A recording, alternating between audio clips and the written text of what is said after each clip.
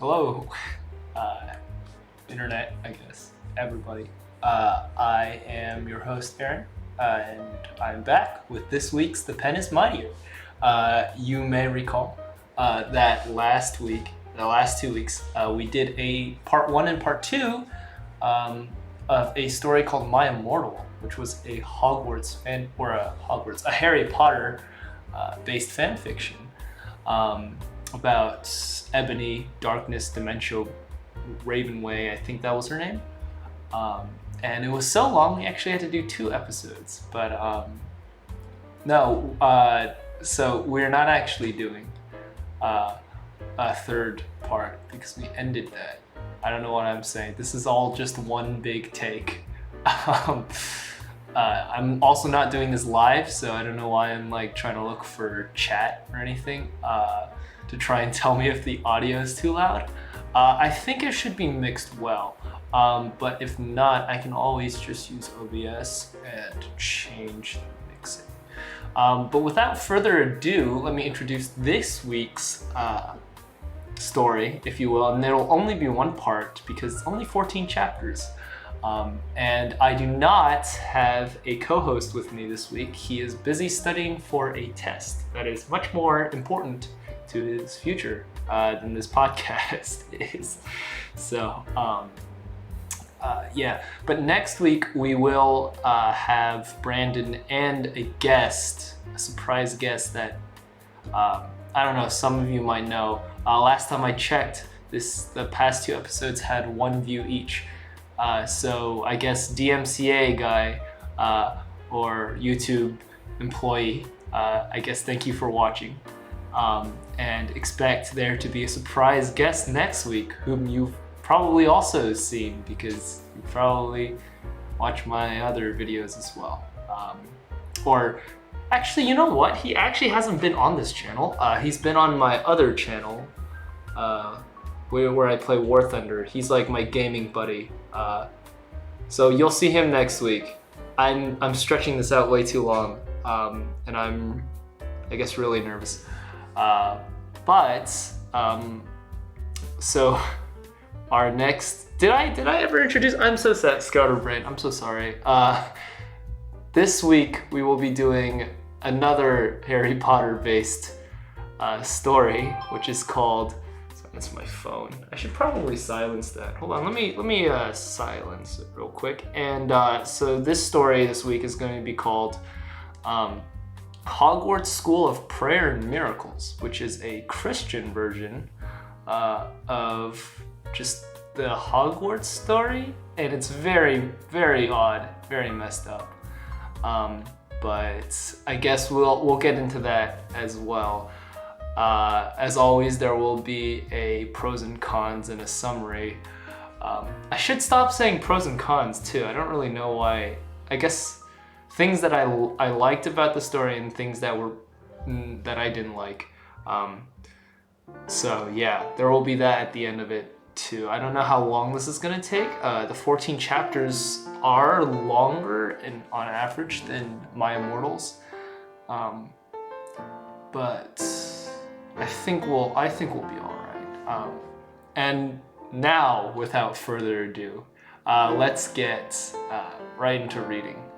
Let me lower the volume real quick, and we'll go into the story. So, starting with chapter 1, which is just called chapter 1. This is Hogwarts School of Prayer and Miracles by Proud Housewife. Very fitting author name. We'll start off with an author's note. Hello friends, my name is Grace Ann. I'm new to this whole fan fiction thing, but recently I've encountered a problem that I believe this is the solution to. My little ones have been asking to read the Harry Potter books, and of course I'm happy for them to be reading, but I don't want them turning into witches. So I thought, why not make some slight changes so these books are family friendly? And then I thought, why not share this with all the other mommies who are facing the same problem? So ta-da, here it is. I'm so excited to share this with all of you, so without further ado, I think that's me saying without further ado now for like the 4th time. Once upon a time, there was a little boy named Harry Potter who lived under the stairs in a house on Privet Drive with his aunt and uncle. He was a good, obedient boy who did all his chores, but he felt that there was something missing in his life. Something big and special, but he could not quite name it. He stayed up every night and wished for this special something. But then one day, there was a knock at his door, and everything changed. Again, I guess I don't want to. Yeah, you know what? I'm not going to interrupt. I'll interrupt at the end of this chapter. Answer the door, Harry! His Aunt Petunia, a career woman, barked from her armchair, where she sat with her feet up. She had short, curly blonde hair and never wore any makeup. Uncle Vernon nodded sheepishly from the kitchen and put a tray of moist, chocolatey brownies in the oven. Shouldn't you be doing that? Harry thought. Uh-oh. Our first little hints of misogynism here, Harry thought. But he was a very obedient young boy, so he answered the door right away. He turned the brass metal doorknob and pulled open the heavy wooden door. On the porch was standing a huge, muscular man with a big, manly beard, and he was dressed in a plaid red shirt, blue jeans, and sturdy leather boots. His chest was covered in a thick, unruly carpet of coarse brown hair. He wore a necklace that looked to Harry like a lowercase t. Just looking at Harry feel happy, peaceful somehow, but he couldn't say why. "Good morning, kiddo," the man greeted amiably and smiled at Harry. Again, not using the semicolon correctly. He had the peaceful, friendly sort of face you just knew you could trust. "My name is Hagrid. Could I speak to your mommy and daddy?" "I don't have a mommy or daddy," Harry replied sadly, and looked at his raggedy old shoes that were blue. I guess I hope that the fact that they're blue comes in later, because it's very odd details that the author is sticking in here. Perhaps that was why he felt so lonely, he thought, not for the first time. Maybe that was what he was missing, a mommy and daddy. But no, that was not quite right. "I'm so sorry to hear that," Hagrid uttered emphatically. "You can speak with my auntie and uncle," Harry retorted politely and blinked his big, blue, childlike eyes, just to emphasize his innocence. "What do you want?" Aunt Petunia peered out the door with her narrow, suspicious eyes, and she was wearing a baggy, unflattering pantsuit. "Hello, neighbor. I was wondering if you have been saved," Hagrid exclaimed brightly and tipped his wide-brimmed straw cowboy hat. Aunt Petunia laughed a gravelly laugh and leaned forward on her sturdy, practical boots. "Saved? Don't tell me you are one of those one of those Christians." Sorry about that. It's a little bit messy, the grammar here. Harry did not know what that word meant, but Hagrid's smile was the most peaceful smile he had ever seen. It made Harry feel warm and happy inside, just seeing the glowing, radiant grin on the kind, friendly stranger's face. He wondered why Aunt Petunia and Uncle Vernon did not smile like that. "Yes, I am," Hagrid replied kindly. "Are you?" "Aunt, this is circular." See, because he's already asked this question. Anyway, Aunt Petunia laughed again and stuck her pointy, sharp nose up in the air. "We are too smart for that. Haven't you read Dawkins? God is dead. Dawkins proved that. Would you like us to educate you on the Dawkins?" Yes, very educated, Aunt Petunia. Educate you on the Dawkins. "What is a Christian?" Harry queried innocently and scuffed his shoe on the shaggy yellow carpet, which had not been vacuumed in quite some time. "Christians are people who want to be good," Hagrid explained wisely, and crouched down so he was on eye level with Harry. "We want to go to heaven after we die. Do you know what heaven is, Harry?" Harry shook his head, and his big eyes were wide and curious. "Heaven is a beautiful place where we can be with God." Aunt Petunia smacked her hands over Harry's young ears, and her voice was sickly sweet when she said, "Thank you very much for your concern, sir, but he does not need your religion. He has science and socialism and birthdays." Yes, everything you need.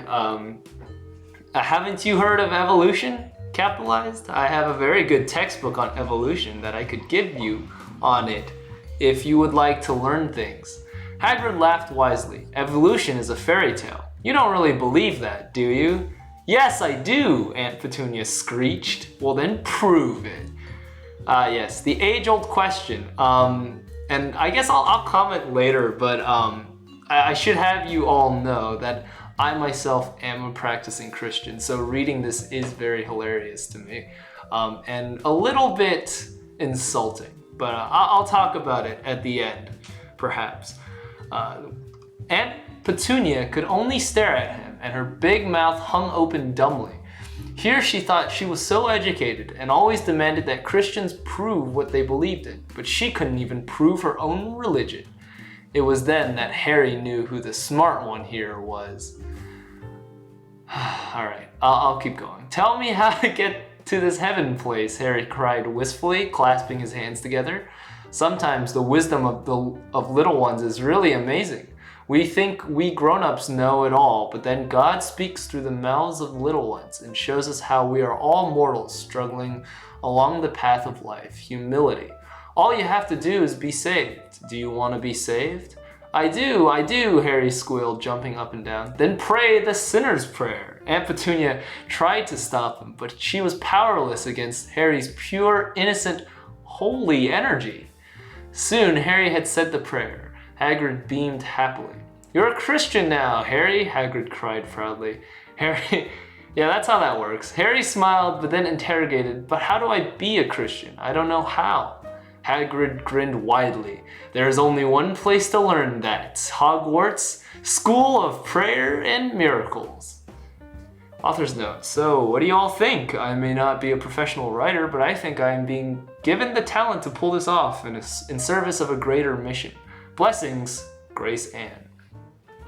So starting off with chapter 1, I guess, again, not a very strong intro, just character-wise, literature-wise. I always feel kind of iffy when I say, like, when I reference literature, because I'm obviously not a very, I don't know, I haven't given my literary credentials, and I am not very qualified in the literary sense, but just to me, you know, like Harry's background and context, and like, you know, why he's an orphan, to anyone who hasn't read Harry Potter, this would be absolutely, you know, confounding. I guess that's the kind of the point, but that's also something I find wrong with like fanfic in general, is that you kind of have to read another person's work to understand your own work. And that kind of just feels like cheating almost. Anyway, that's my opinion. As a Christian, however, this whole Christian propaganda thing, you know, from the moment it starts, you know, she places and she doesn't actually like, she tries to place Aunt Petunia as like the self-righteous kind of, you know, stereotypical uber atheist who is like, you know, super, like, I don't know, mean about her beliefs. And Hagrid is also kind of forcing here, where he kind of pretty much coerces Harry into praying just a prayer, telling him he's a Christian now. As a practicing Baptist Christian in the South, I know a lot of my neighbors would agree, but I would say that being a Christian and having a religion or a relationship with God is a lot more than just praying a prayer, because you actually have to know what it means and understand what like it means for your life. You know, of course, there's the evolution argument in the beginning, right? The whole discredit the atheist idiot because they don't know anything about evolution, even though they cling to it. That's also not like, I don't know, that's not a really great way to start off presenting the message of Jesus Christ, is by like trying to make other people look stupid. Anyway, there's a lot of very very not so great things that happen in this first chapter. It's kind of like this person, Grace Ann, the author, is trying to get across the message that it doesn't matter what the meaning behind it is, as long as she gets a whole bunch of people, as long as you get a whole bunch of people to pray a prayer and just not follow up and not understand anything, is kind of the right way to do things. Personally, I would think a more effective way to kind of do this is, at least tell Harry what being a Christian means at the start of the thing, so he understands what he's getting into, and understands what it means. But I don't know. I don't know if this is sounding like Christian propaganda. I hope it's not, because I'm not meaning for it to be. I don't really believe in the forcing, your belief down someone else's throat kind of ideology. So I'll just go on to chapter 2. I'll go on to chapter 2, which is called New Horizons. Author's notes. Hello friends, I've been getting so many lovely, thankful messages from mommies everywhere, and I just want to say thank you all for your encouragement. However, I've also been getting several messages saying that my story is bad because Harry Potter is not just about witches, it is also about friendship and kindness and bravery. Friends, this is exactly what I have been saying. Harry Potter has many good things about it, but it still has witchcraft, so my children cannot read it. But that is why I'm writing this, so they can have all the adventure and good morals of the Harry Potter books without all that bad stuff that is bogging it down. I mean, Matthew 3:12, am I right? So without further ado, on to chapter 2. I guess I should say something about these author's notes. I don't want to interrupt too often, but it is a podcast after all, and I am the host. So I'm just going to keep saying as a practicing Christian, right? But I do have experience with this because I was a Christian when I read Harry Potter, and I'm not a witch. I haven't turned over to the dark side, if you will. Again, I'm not going to go and say that I don't know how to phrase this. The thing about reading Harry Potter as a kid is that at a certain age, the age that you read Harry Potter, you realize that, witchcraft and stuff is not the point. And you can kind of I think maybe the author is kind of overestimating the absorbance of her children. As a child reading Harry Potter, I was all about, I was like, Harry's definitely gonna kiss Hermione or something like that. That's what I was thinking the entire time. Or Harry Potter is gonna, is Harry Potter gonna live or die, and are his friends gonna help him? How are his friends gonna help him? I wasn't thinking oh, witchcraft, let me do witchcraft, because I've read Harry Potter. It's not how that works. So actually, I think maybe people who think like this are, I don't know. They at the same time they underestimate their children. They treat them like absolute children, like toddlers. They treat 5-year-olds like toddlers, but they also overestimate their children and think that they'll absorb literally everything in the universe. I don't know. I don't know how to put it. Hogwarts School of Prayer and Miracles, Harry queried and clasped his hands. Just at hearing that name, he felt such a sense of inner peace. He wanted to have more of that peace, and he wanted to learn how to be a good Christian. He was starting to think that peace and being a good Christian were in fact the exact same thing. I want to go there. Hagrid beamed widely. He had been praying so hard to save a soul today, and he was so happy to have saved the soul of such a sweet, earnest little one. That one read like a tongue twister, man. Saved the soul of such a sweet, I don't know, the poor boy being raised by two parents who are not Christian and who both went to work and left him with a babysitter all day long. It was a good thing Hagrid had got there in time. 5 years down the road, Harry might have been a fornicating, drug-addicted evolutionist. Very classist Christian, I guess, the author here. Don't be silly, Harry, Aunt Petunia commanded and wrung her long bony hands. Come back inside. I will read to you about evolution from the Dawkins. You do not need to know that silly religion. I don't think the person's name is Dawkins, right? It's definitely, oh my goodness, and I forget right now, of course. It's not Dawkins. It's definitely, dude, his name? Evolution theory, Darwin, not Dawkins. I think maybe she means Darwin, which also goes to show how ignorant the author here is about anything that's not Christianity. You know. You do not need that silly religion. Harry scrunched up his innocent little face and thought very hard. Aunt Petunia and Uncle Vernon were as close to parents as he had, and this was the only home he knew. Could he really leave? But he was saved now. He had prayed the sinner's prayer. He could not say here not anymore, not with what he knew now. Suddenly he knew what he had to do.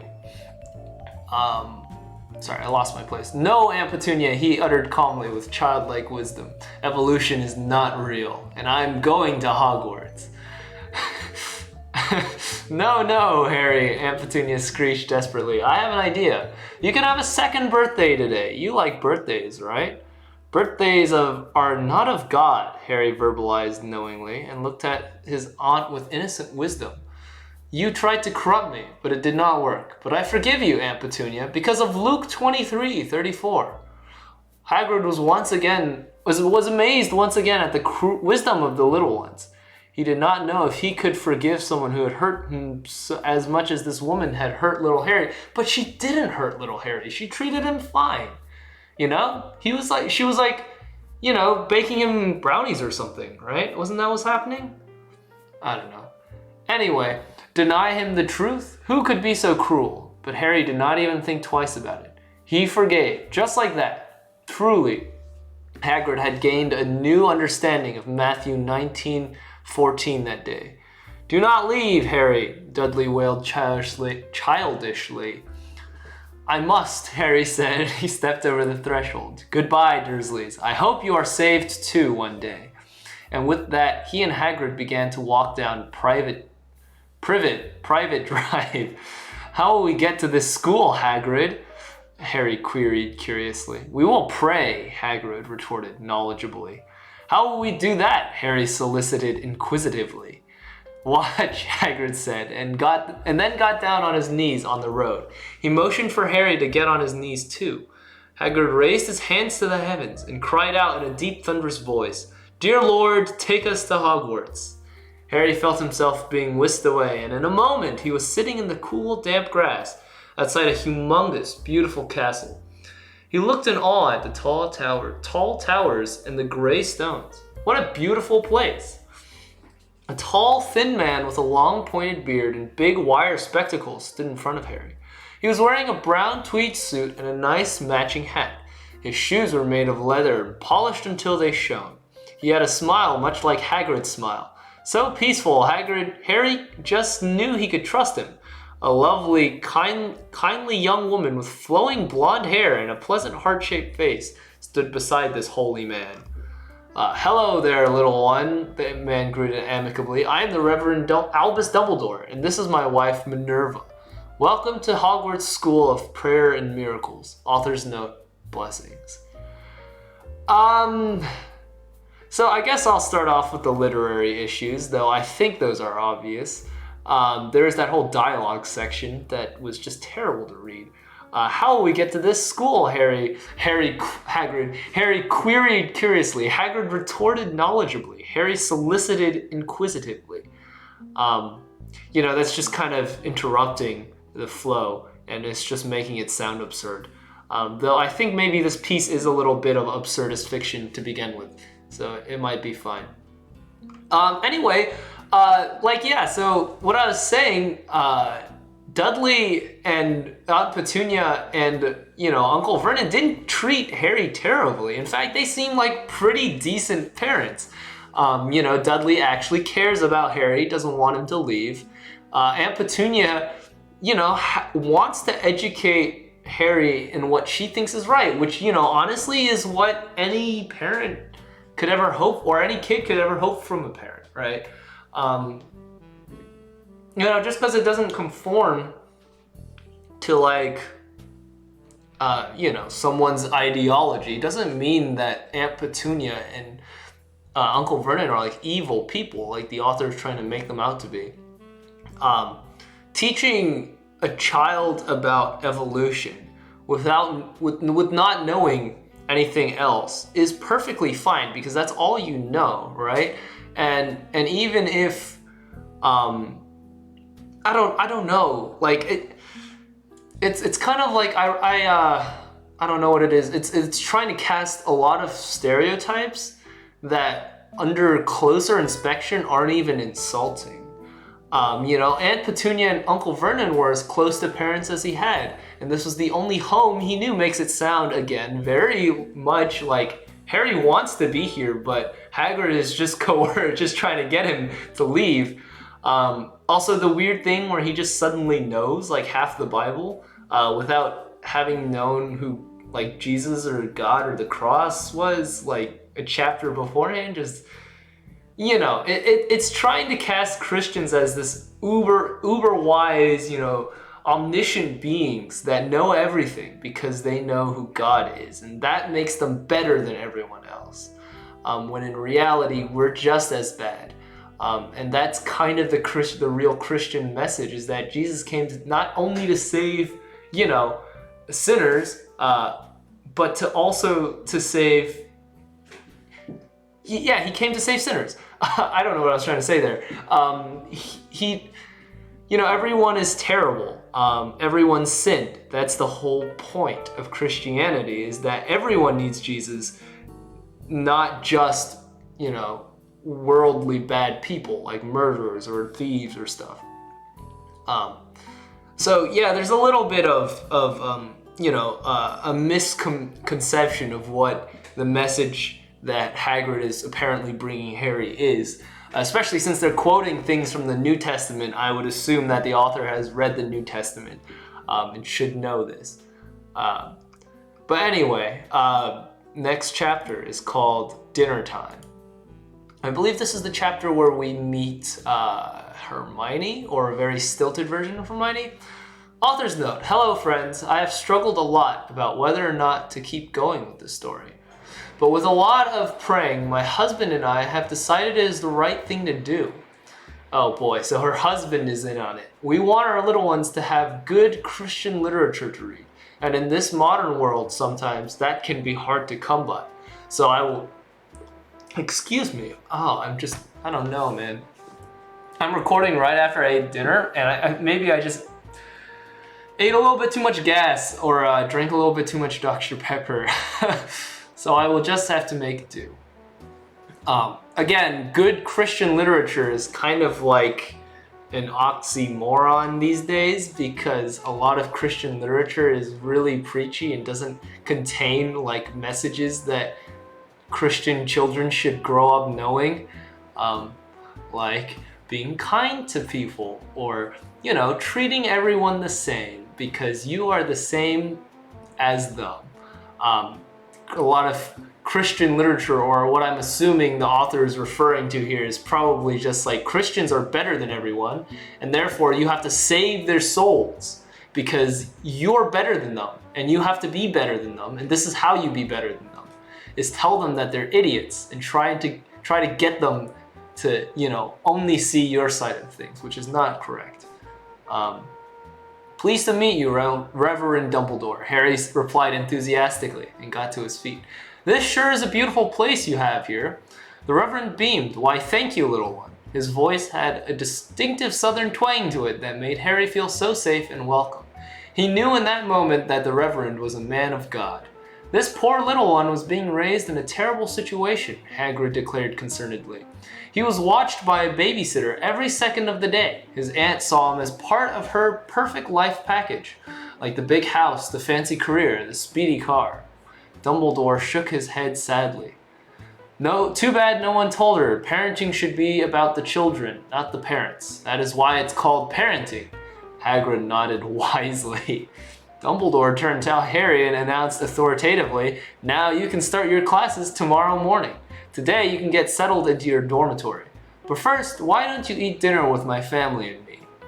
Really? Harry gasped excitedly. I had never had a family dinner before, which again makes no sense because they were cooking brownies and, you know, they seemed that like they liked Harry, so I'm guessing they had a meal together, but anyway, why don't you come with us then? Dumbledore cried kindly and then got down on his knees. Everyone else did the same, raising his large, massive, manly hands up to the heavens. Dumbledore bellowed in a voice even louder than Hagrid's had been. Lord, please take us to the kitchen. Suddenly, they all found themselves in a tasteful, decorated kitchen. Note to readers, this is not how Christianity works. You can't do the whole Lord teleport me to Mars. It's not gonna work. Please don't sit down or kneel down and scream to the heavens, Lord, please give me $1 million. It's not gonna happen. I mean, it might happen, but it's probably not gonna happen. And if it doesn't, probably not as instantaneously as the story would have you believe. Wow, Harry shouted in awe. He was still getting used to the power of prayer. Sometimes we take the wonderful things the Lord gives us for granted, and it takes a newcomer to the fold for us to understand just how blessed we are. That was amazing. Hagrid smiled knowingly. God is an amazing guy. He sure is, the Reverend's wife chuckled. Minerva, I believe, before getting down to her knees and raising her own hands upwards.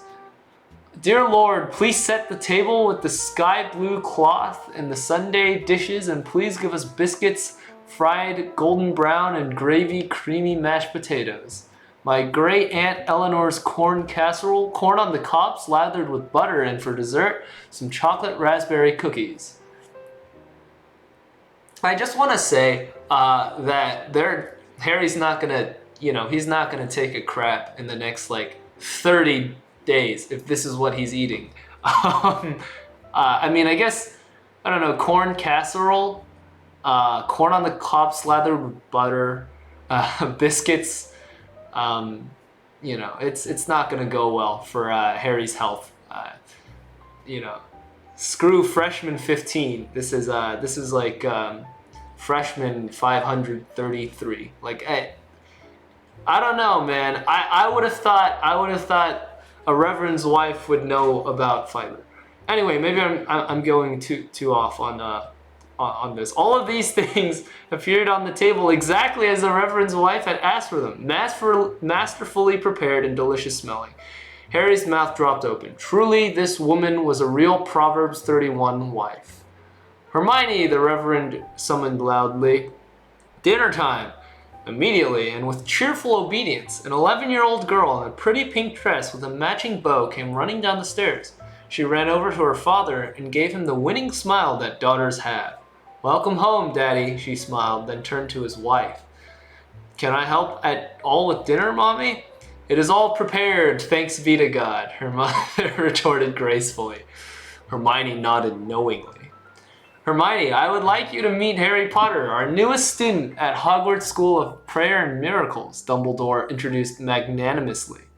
Harry, I would like you to meet Hermione Granger, my beloved daughter. Pleased to meet you, Hermione responded sweetly, with a shy grin. Harry could barely respond.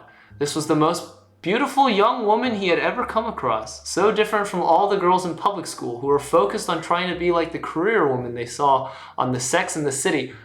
I don't know why people Harry's age, or at least I'm guessing this is the first, I don't know why 11-year-olds are watching the Sex and the City. It's not a show for 11-year-olds. Any 11-year-olds watching this, if you ever watch this, first off, why are you watching this? Because you would have had to watch the first 2 episodes, and those are definitely not for 11-year-olds. But please, if I can convince you not to, do not watch the Sex and the City. First off, I've heard it's only good for a few seasons, and also it's just not, I don't know. You know what? It's a bad show. It's a bad show, and not just because not just because of all the sex in the city. Anyway, this little one was the picture of innocence and godliness. Now, Dumbledore pronounced genial. I've never known how to pronounce that word. Genially? Let's eat. As the holy men, women, and little ones dug into the delicious manna the Lord had granted them. The conversation amongst the adults turned to darker topics. Harry listened intently, and he did not understand it, but he was very interested. Dark days are coming, Hagrid pronounced gravely around a mouthful of casserole. Evil forces are coming into this world, and the little ones at Hogwarts may be our last resort. Psalm 127:5, Dumbledore referenced solemnly, and the others around the table nodded knowingly. Hogwarts might be the last hope for the forces of good in this world. Author's note, blessings. I think she does that every time. I'll just stop saying author's note blessings at the end of it. Actually, I don't know if I have anything to say about this chapter. It's kind of more of the same. It is odd that he's basically, Dumbledore here has basically kidnapped Harry, taken advantage of him, I guess, because I don't really know if kids his young can give consent to going away with random strangers. So I would assume that he kind of just gotten taken advantage of. You know, I don't know if his emotions right now are real about being so righteous and holy all of a sudden after being raised in what was assumedly a very terrible household. He just kind of takes him, uses him, and you know, class starts tomorrow kind of deal. It almost reminds me of college. Yeah, yeah. But you know, I've already went over the whole, the fact that Harry's probably only going to be eating biscuits and mashed potatoes, and for the rest of his foreseeable future, living under people who, I guess, assume that he knows the whole Bible, memorized the whole Bible, and can just cite random passages. Also, this chapter, I think, gives us a little bit more into the nature of the woman behind this. So this is a woman, I think, that is, kind of the Christian that is, I don't want to say the worst type of Christian, but is kind of, it's not a great look, shall I say. She thinks that being a Christian, being the most devout Christian there is, means basically being perfect, having a perfect life, a perfect family, knowing the entire Bible, just memorized, also just, again, melded with, excuse me, again with the burps, melded with the kind of like, get a whole bunch of people to pray the sinner's prayer and just have them, just that's it. It's just kind of makes for a. I've had a sermon preached to me about people like this, and my pastor called them fake Christians. I don't know if that's insulting to any of the audience, but it's not a great look because it reinforces the whole. Christians are snobby little jerks because they think they're better than everyone else when. The real message they should be sending out is like we were the worst and we couldn't have redeemed ourselves. We're not the best people in the world. In fact, we're some of the worst. We were some of the worst. But believing that someone has taken the burden off, basically. That I don't know. This is that maybe I shouldn't have decided to read a Christian thing because it's kind of just making me mad, and I also can't really explain it because I'm not like a pastor. So I don't know. I'm just gonna keep reading. 4 Dangerous Days Ahead. Chapter 4, already into the middle of the conflict. Very lackluster setup, and we'll see if the conflict is any better. Author's note, hello friends, I apologize for being gone for so long. One of my little ones came down with pneumonia. So of course my life has been nothing but doctor's appointments and chicken soup, and that's on top of all the other work a mommy has to do. I had nearly forgotten about this little story of mine when I sat down to catch up my email, and lo and behold, there were dozens of messages from this lovely site. Now, of course, there were some hateful messages that made me very sad, but for every review posted by an evolutionist with a bee in his bonnet, there were 3 lovely private messages from other mommies out there, thanking me for doing the Lord's work. Wow, I know when the Lord is telling me something. So, here's another chapter for all you mommies out there, and all you non-believers spreading hatred. Well, let's see if you aren't converted by the time this story's over. Oh boy. So she's not even referencing, like she won't even admit that a non-believer, as it were, can be a mother. I think maybe she sees them as overblown caretakers that are preaching evil to their supposed children, not even their children. You know, it's kind of sad to see. When the delicious filling dinner had ended, Harry wiped some last tasty cookie crumbs from the side of his mouth. He was very full and very tired. Discovering the truth, being saved, and coming to Hogwarts. It had certainly been a long day for this little one. You look like you could use a good night's sleep, the Reverend's wife commented daintily. How would you like to move into your dormitory? I would love to, Harry cried cheerfully. He was so excited to become a student here, and he was so grateful for the opportunities the Lord had given him. Sometimes people who have done without are the most grateful. Hermione, why don't you show our newest student to the dormitory? Dumbledore suggested wisely. I'd love to, Daddy, Hermione replied obediently with an innocent girlish smile and got to her feet and smoothed out the skirt of her becoming pink frock. Should I clean the kitchen first? I can take care of that tonight, the Reverend's wife answered indulgently.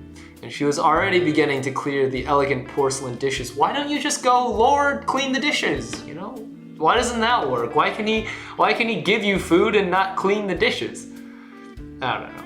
Anyway, thank you, Mommy, Hermione shouted gratefully, and she walked over to Harry. Would you please come with me? Harry blushed shyly and got to his feet. Oh no, it's a kid shipping. Oh, these are the worst. It feels gross to kind of mention it. His aunt had never taught him how to talk to pretty girls. She always said that pretty girls were shallow and not very smart, and that a real woman put her career first and didn't care about her looks. But it only took one look at this godly young girl to realize just how wrong that was. A woman taking pride in her appearance is honoring the Lord, because after all, it is the Lord who gave her a pretty face and nice hair. Taking care of that is important. Harry got the feeling that Hermione was as beautiful on the inside as she was on the outside. Maybe if I sat here for the next few years, I could go over all of the problems with that paragraph. Both literarily and just not and not literarily, just, actually things are wrong with this author. But I won't, and I'm going to move on to the next paragraph. The 2 little ones stepped out into the brisk, chilly night, and for a few minutes they were both silent. Harry did not think it was possible for this sweet, demure girl to be as nervous as he was. But going by the silence, perhaps she was a little nervous herself. Oh, gross. After a few minutes, Hermione welcomed shyly, "Welcome to Hogwarts. It is a wonderful place, and we really are so glad to have you here." Harry's face reddened as they crossed an expansive, flowery field. They were going in the direction of a cluster of imposing, stone, academic-looking buildings. "Thank you," he muttered happily. It is beautiful, and it feels very holy." "It is," Hermione commented enthusiastically, and her chocolate-colored, carefully curled tresses were bouncing along with her steps. "My father is a very godly man, and to spread the word of the Lord is his greatest dream." "Truly, that is a noble dream," Harry responded gravely with wisdom beyond his few years.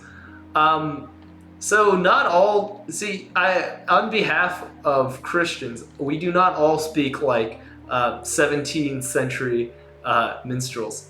We do not all write in such stiff prose.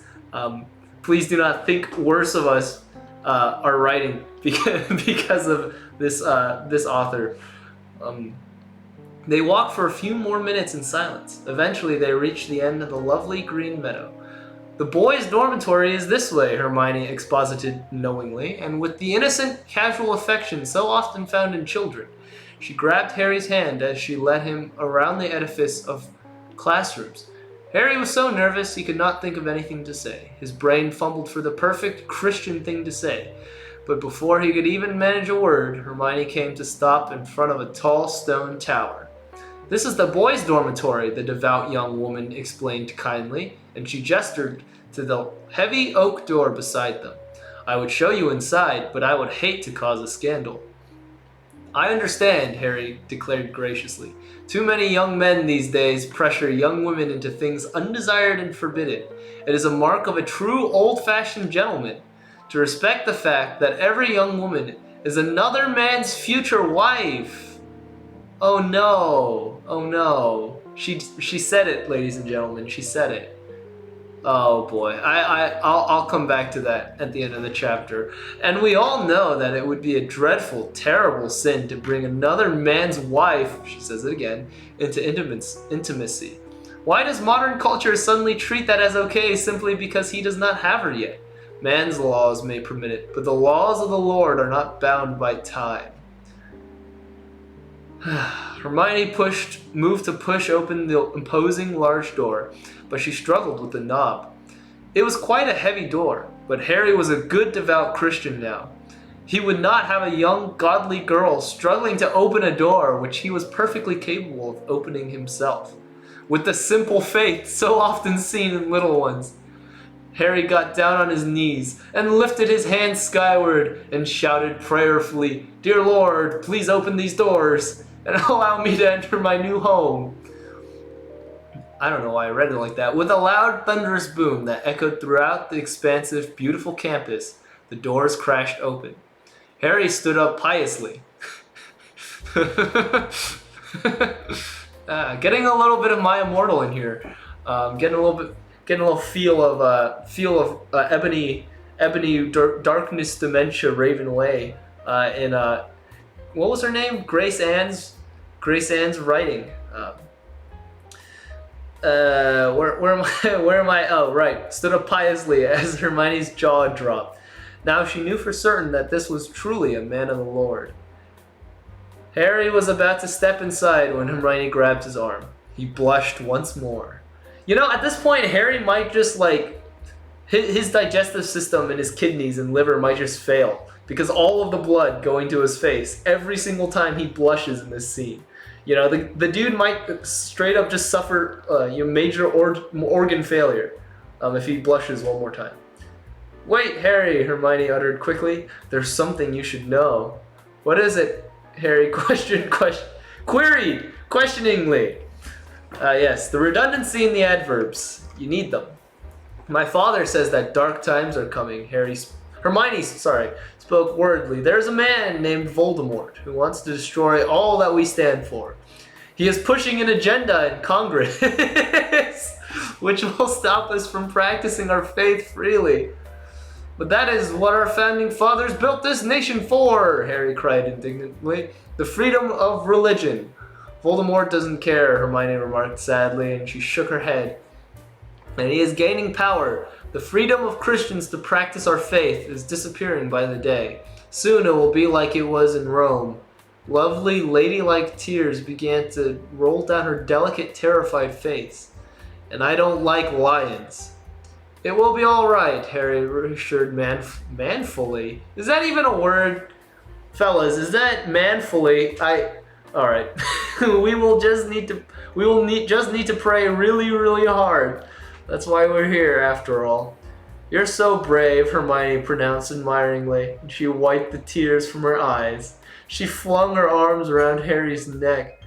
Now that's starting to sound like real not J.R. Tolkien, bless his heart. No, what's her freaking name? J.K. Rowling. That's starting to sound like a little bit of J.K. Rowling's writing, where everyone's just flinging their arms everywhere. Thank you for giving me courage. Harry patted her head before departing and entering his new home. It wasn't until the doors had closed behind him that he realized that he did not know where he was supposed to sleep.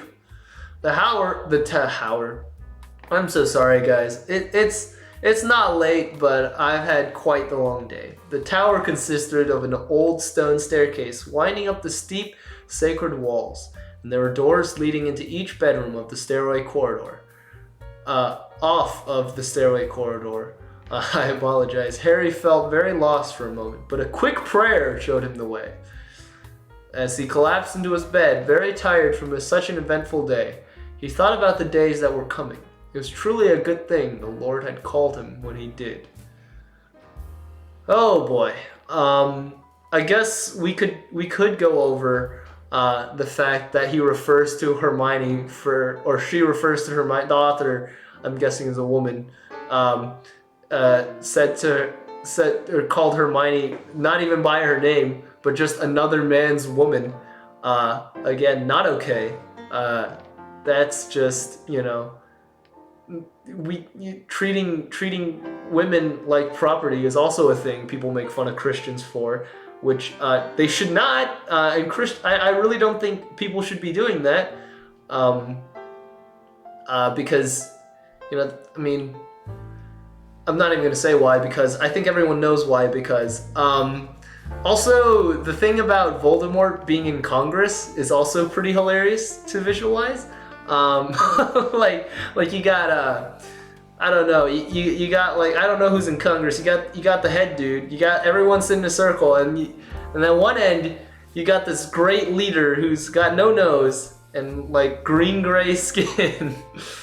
I don't know, man. I will say that I personally also find fault with the fact that people are trying to restrict freedom of religion in Congress, specifically towards Christians. I don't know. This is a whole train wreck here. There's some things that I find to be, somewhat correct, but the rest of it, the majority of it is taken out of context, or just just blatantly not true, not correct, according to what I know about the Bible. I mean, that's not that much, but I think I get the general gist, at least. Anyway, chapter 5, a new friend.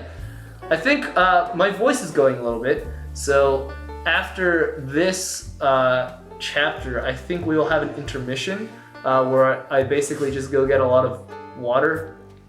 I'm probably not going to edit it out because my computer's not the best, and it'll probably like combust if I try to edit like a 2-hour video or try to export a 2-hour video. It'll probably just catch on fire. So you guys can just have a break, take a break from my voice after this chapter. But here we go. Author's note. Hello friends, I'm very sorry if this chapter is a bit shorter than usual. Oh great. Because just as soon as one sick little one gets better, wouldn't you know it, another one starts running a fever. Woo, a mommy's life sure is exhausting. I wasn't planning on posting another chapter until things had settled down. Another burp. Excuse me. But the hubby says the work of the Lord doesn't wait for the whims of men. So you can all thank Ephesians 5:22-24 for the speedy update. Oh, and on that note, some of you lovely readers have requested me to write down the Bible verses after each chapter. Well, far be it from me to not spread the word of the Lord. Another question I have gotten: in the original books, Harry Potter and his friends frequently question authority. And how do I feel about this? Well, that is quite a toughie you've asked me. I've talked to the hubby about it, and we agreed that usually it is good to obey authority. But when authority is acting contrary to the Lord, you should talk to that authority about it. Acts 5:29. You just might see authority figures making bad decisions in this chapter. Nobody is perfect except the Lord. No, not even Dumbledore, no matter what the original books told you. And how Harry Potter handles this will be a big question in the story. And it will be very different than the original books. I do agree with the author that that Dumbledore in the original books is not the greatest fleshed out character. Kind of just seems like a little bit too perfect and a little bit too Jesus-y, to be believable or meaningful. Anyway, that's pretty much the only thing I agree with her on. Also, the authority bit, I guess, is also pretty interesting, because that is actually a correct thing. Correct meaning not like correcting I'm not going to try and force my beliefs on anyone, but according to Christian beliefs, I did have a sermon about this recently. I watched a sermon about this. It's you obey authority until authority does not agree with God. So that is pretty true to what the Christian literature, to the Bible, I guess. And finally, I got a PM from a lovely friend who's a bit confused, so I'll clear this up now. I do not own the original books, and those belong to J.K. Rowling. So without further ado, Harry Potter woke up drowsily in a comfy, fluffy mattress. It was only now that he had the energy to observe his surroundings. The room was small, but also everything a little boy needed. There was a big warm fireplace in the gray stone wall across from him. A shelf of intelligent, age-appropriate books. The Holy Bible was in the center of the shelf, of course. And there was a simple wood dresser of respectable, school-appropriate attire. And of course, a clean porcelain sink for washing up and brushing teeth and such.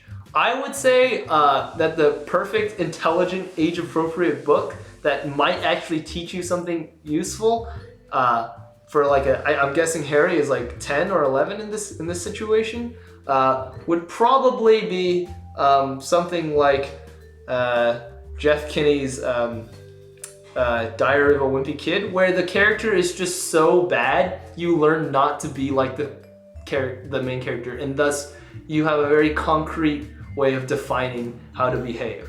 And I really wouldn't recommend reading some of the Bible's more abstract passages about ways of life as an 11-year-old. But anyway, that's just me. It was only then that our hero noticed that there was another bed in the room. It was the same as his own bed, except that his other bed had not been made. Also, this bed had its own Bible in it, and it looked different from the one on the shelf. But where was this new roommate of his? Oh boy. Here we go into, I guess, Christian classism. Harry looked behind him to see a small, pallid young boy with shockingly bright hair, kneeling with seeming piety as he prayed to a small statue.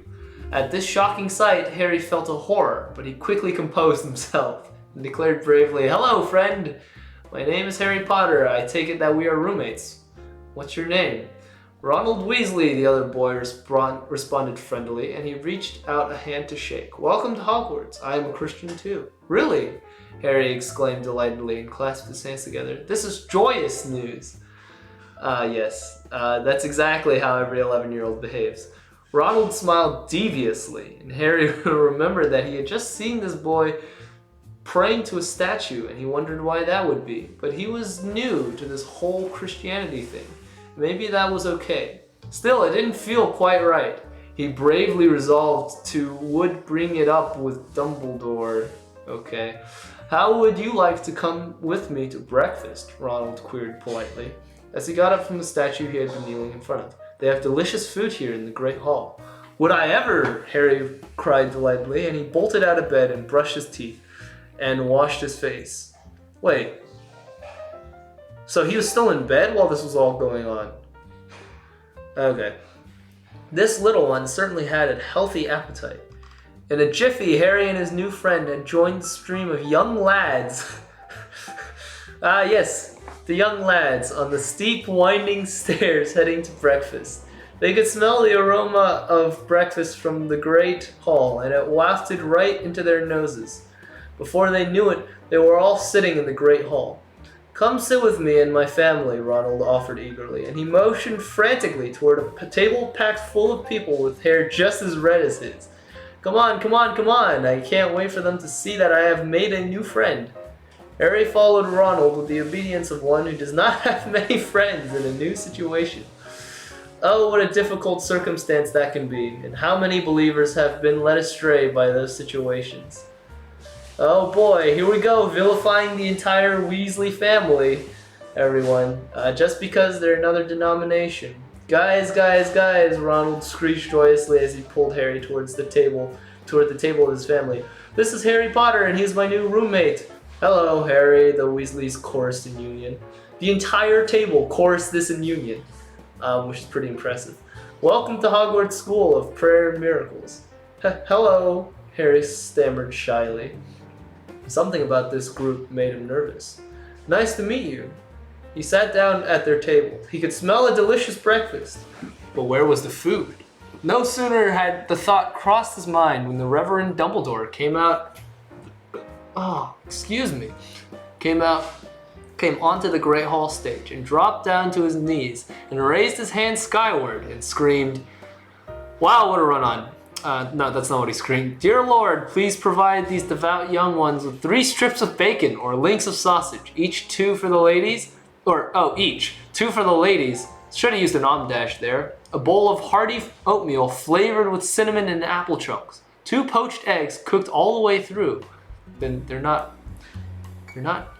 damn poached eggs. Those are hard-boiled eggs. Home fries seasoned with garlic. A glass each of orange juice and milk, and dishes up to the task. Harry was once again amazed to see the food appear in front of him. The food looked and smelled amazing. He suspected good old Minerva had something to do with this delicious spread. But before he dug into the food, he remembered that he had something to discuss with the Reverend. Harry fought his nervousness, and he ran after Dumbledore as he hopped dexterously off the stage. "Excuse me," the young believer cried innocently. Oh, that's not Dumbledore. Excuse me, the young believer cried I'm trying to get the intonation right here. Cried innocently as he ran after the Reverend as fast as his little legs could carry him. "Excuse me, Reverend." "What is it, son?" When the Reverend reiterated kindly. What did he reiterate? I don't know. He was dressed respectably in sturdy, manly jeans and a red, white, and blue plaid shirt over which a few virile tresses were visible, and a pair of admirable brown cowboy boots. Can you imagine Dumbledore in brown cowboy boots? I mean, that's amazing. I wish he wore brown cowboy boots in the actual books and make him a lot more human. Are you settling in all right?" "I sure am," Harry retorted graciously. "How are things with your family?" "Very well," replied Dumbledore knowledgeably, and he was impressed with this little one's manners. "Was there something you wanted to talk to me about?" "Well," Harry began uncomfortably, and he scuffed his blue-sneakered foot against the polished wood floor of the Great Hall. "I woke up this morning and saw my roommate praying to a statue. Is that really an okay thing to do?" That is a real toughie," Dumbledore answered ponderously. "Well, I don't worship idols. It is in fact a very unchristian thing to do. But you see, here at Hogwarts we divide ourselves into sorting hats. After breakfast, all the little ones will choose their hats. Each of the different hats have different beliefs, but we all love the Lord, and what more in common do you need?" That does sound true, Harry pondered sensitively. But is it really? It seems that if we all really love the Lord, we don't need to divide ourselves. Are the divisions between the different hats really so significant as to merit dividing Christianity? What are these divisions? Well, they are somewhat significant, Dumbledore allowed tentatively. For instance, I am a Gryffindor hat. We believe everything in the Bible and only the Bible. That red-headed roommate of yours is a Slytherin hat. Wait, so Ronald Weasley is a Slytherin? Wow, that's interesting. I didn't see that coming. That's a good twist. And Slytherins worship statues?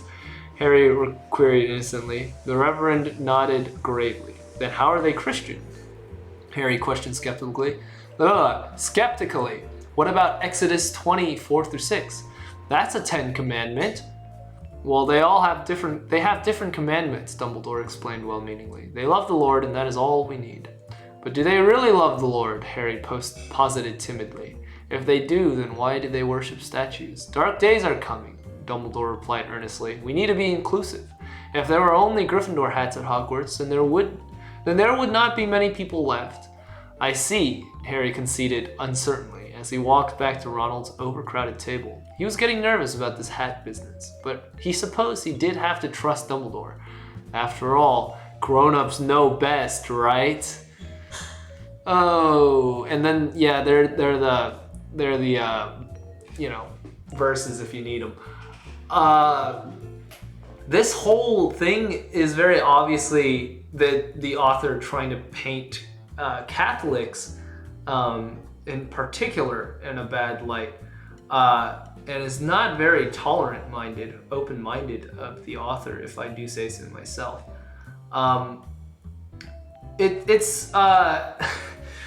She kind of makes everyone associates Slytherin with the evil people, and making the Catholics seem like they're not really Christians, and making them the evil group basically is not really making the image that the Gryffindors, the supposedly tolerant and holy and open-minded people, doesn't make them seem any better. And for the record, the people like this are the reason why the whole Protestant versus Catholic thing was a thing, was because the Catholics didn't think the Protestants were really Christian and therefore were subhuman, and this vice versa. So not a great mindset to have.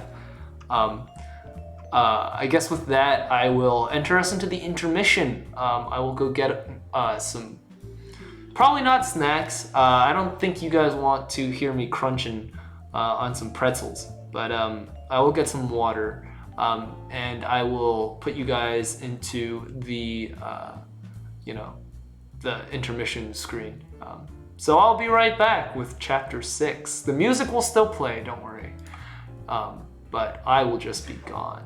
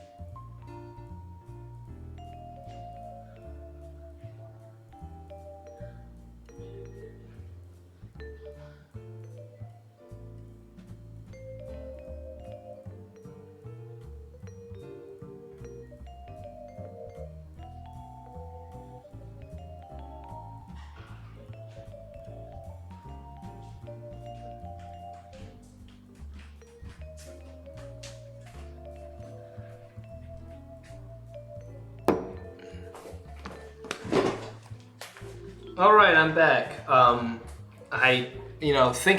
Looking back, I don't really know why I took an intermission, because this is not live. But what's done is done. There's an intermission. You can skip it if you want. Why wouldn't you? Anyway, chapter 6. Man, this episode is a little bit of a train wreck, a little bit of a dumpster fire. It seems. All right, chapter 6, Sorting Hats. Oh boy. Author's note. Hello, friends. I apologize to people whose private messages I haven't been able to reply to, but things are awfully busy here in Fort Parsons, and a mommy's work is never done.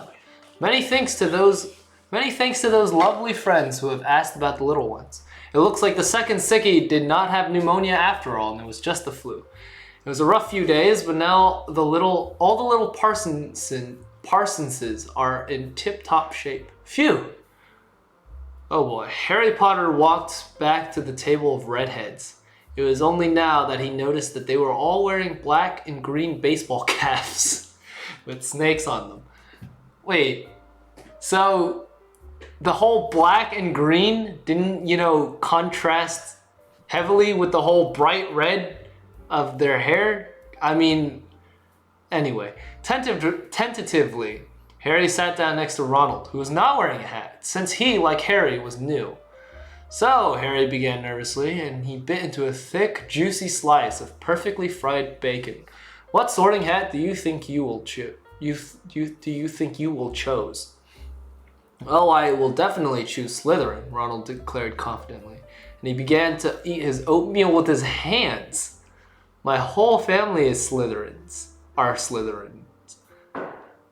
He gestured. I had to correct it there because I don't want another my immortal. He gestured to the countless redheads sitting at the table, and they all turned to Harry and smiled and waved.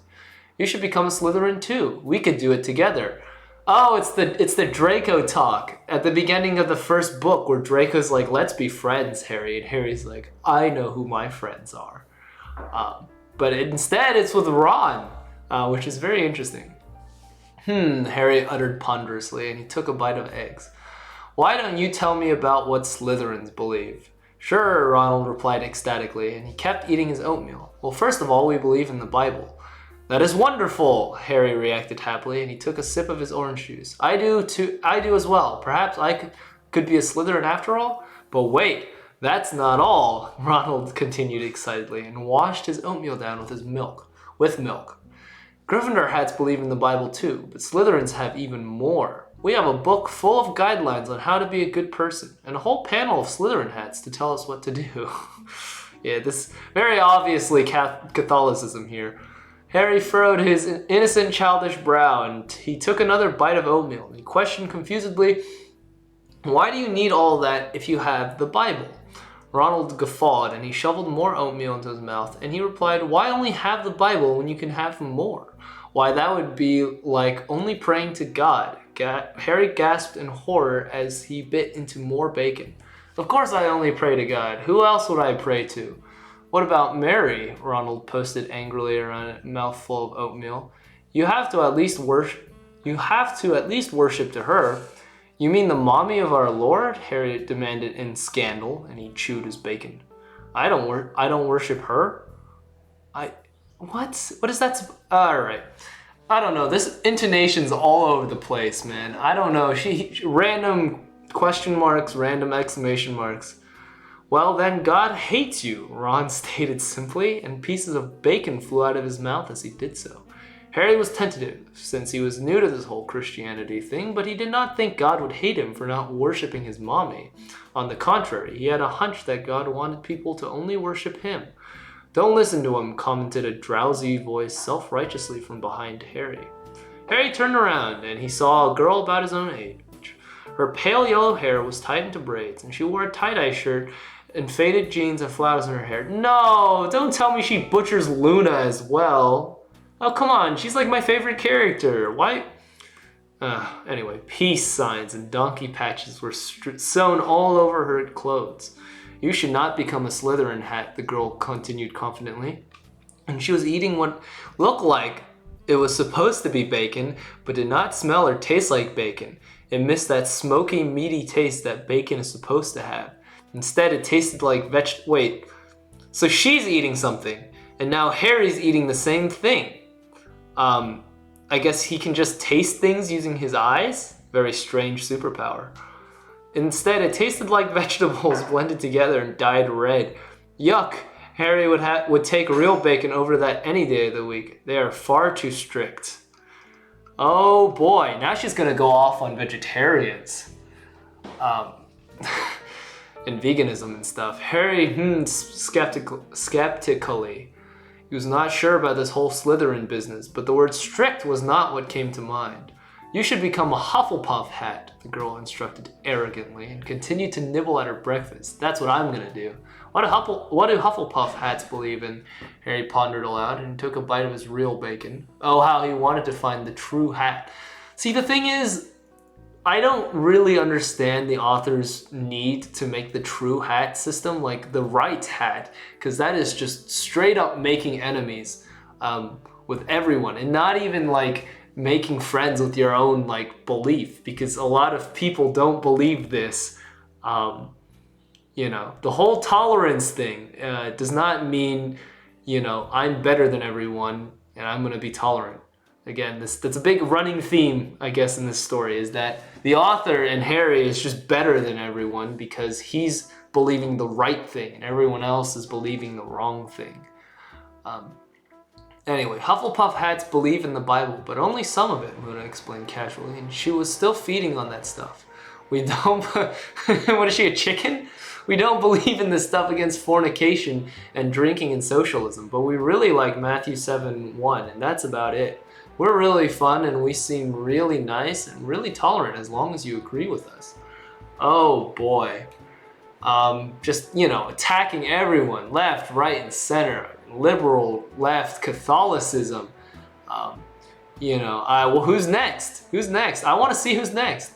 That was when a derisive laugh echoed through the cafeteria. A smug-looking young man about Harry's age with slicked back hair, even paler blonde than Luna's, and wearing a sweater vest and khakis, strolled languidly between the rows of tables. Please ignore this fool.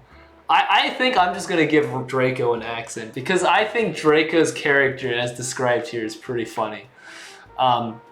Luna here thinks she can have a career even though she's a woman, and women are stupid. God. Oh boy. Harry gaped at this horrible person. What a mean thing to say. Women should not have careers. Very tricky wording there. Women shouldn't not have careers because women are stupid. Harry shouted indignantly. Women are not stupid at all. Women should not have careers because women should not have careers. Am I reading this right? Women should not have careers because women are nurturing and loving and their gifts serve them best in the home. Oh no. Oh no. Oh no. She's really diving in, fellas. She's really going at it. Pedal to the metal until, drive off a cliff or something. This is wow. I mean, she's really just not letting up. This makes me think it's satire. But we'll keep reading. Draco gasped tentatively. You're diluting the truth. Women are beneath men. Draco's like some Redditor r/incel type beat. No, I'm not, Harry fight back bravely. You are twisting the truth so you can be mean with it. Women are not beneath men. Men and women are just different. Luna smiled at him gratefully. Draco was clearly fumbling for ground here. There's not much ground to stand on when you are being hateful. Again, these self-inserts are really annoying. But he finally came up with, well, at least I don't eat with Slytherin hats. I hate Slytherins. Ronald began to cry into his oatmeal. Oh, I feel so bad. I feel so bad for these clearly archetyped characters that have no grounds in reality. I don't hate Slytherin hats, Harry declared boldly. I think they should become Gryffindor hats. But that is because I love them. Besides, the Lord ate with sinners all the time. Thank you, Harry, Ronald whispered tearfully. Well, you should just become a Ravenclaw hat like me, Draco sputtered blusteringly. We really are the best hat. What is the Ravenclaw hat, a freaking fedora? Why is Draco... Draco is actually the most real character. I think I've actually seen people on the internet go, women are beneath men, like actually believe it. That still surprises me. That still makes me kind of, I don't know, in awe at the state of humanity. I think you mean we really are the most hateful hat, Harry corrected cleverly. Oh, got him. Harry just freaking picked up the AK and murdered Draco on the spot. Dang. And then he jumped up onto the table. I think maybe, Harry, you're going a little bit too far. He got down on his knees. I think maybe you're taking this too seriously, Harry. And he raised his hands to the ceiling of the Great Hall and he bellowed, Dear Lord, I have made my decision. I am a Gryffindor hat. Author's note, blessings. I said I wouldn't say it again, but I find it funny. Chapter 7, Wheat and Chaff. Author's note, hello friends. Phew, this chapter took longer to write than I thought it would. There's so much to be done here at Fort Parsons some days. I don't think I'll ever get caught up. But now that the little ones are sound asleep, I'm finally getting around to putting the finishing touches on this little chapter. I apologize for the delay. Now, there have been quite a few questions and comments coming in, and I thought I should take time to address a few since I don't have time to reply individually. First of all, to all the mommies who have expressed their appreciation of this little story of mine, thank you. Your support keeps me writing.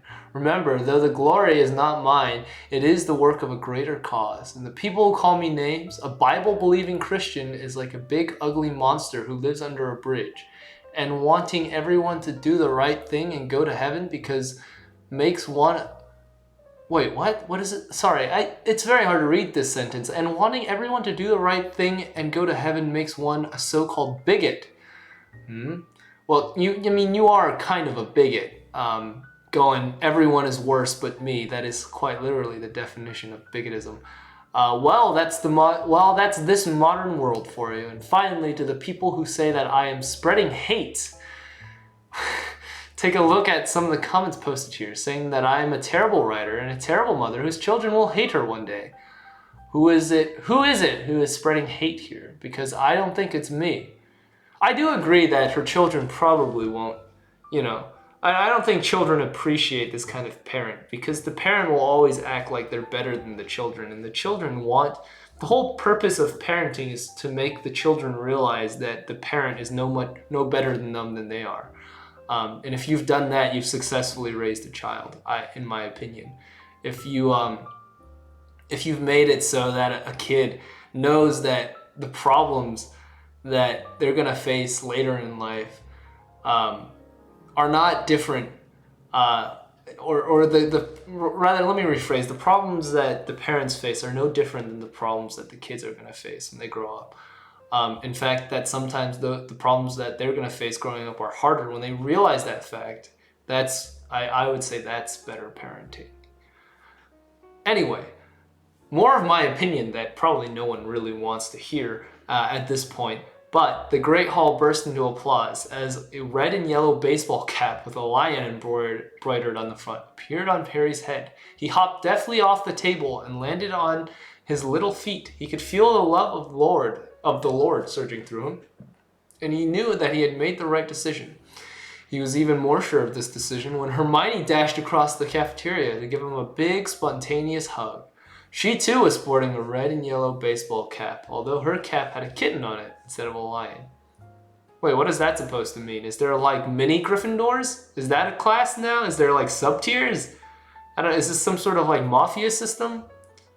Where like, I don't know, where like Dumbledore is the boss and everyone else is like foot soldiers or something? What is the thing with the kitten versus the lion? What is that? I don't know. I feel like it's gonna evolve into something that's just, bigotism later on anyway. I'm so happy, Harry, she cried gladly, delicate tears streaming down her face. Everything effeminate is always delicate and subservient in this story, and it's really making me kind of mad. It's kind of irking me. When I saw you eating with that family, I was so scared. I thought you might become a Slytherin. Never worry about that, Harry declared boldly and bravely. I am a Gryffindor, now and forever. Well chosen, Dumbledore declared approvingly. Well, at least Dumbledore in this story shows the same kind of wacko favoritism that he does in the original. So maybe the author did get that right. Dumbledore declared approvingly as he took long, energetic strides to cross the crowded, noisy room. Welcome to the Gryffindor hat, Harry. Harry beamed happily. Truly, he had been blessed. As he sat down to finish his breakfast, and he was still glowing from joy, he sat back next to Ronald. Will you still be my friend, even though you are a different hat? Ronald asked timidly. Of course, Harry declared generously, and then he began to eat his eggs. He expected his eggs to be cold by now, what with all the hullabaloo, but lo and behold, they were still piping hot. He would not pretend that what Ronald believed about worshipping the dead, sentence fragments, but he could still offer the young boy friendship in the spirit of Matthew 2:16 through 17. Thank you, Harry, Ronald uttered happily. He may have been sporting a green and black hat with a snake on it, which testified to his Slytherin beliefs, but he could recognize Harry's pure-hearted godliness, generosity, humility, and innocent goodness.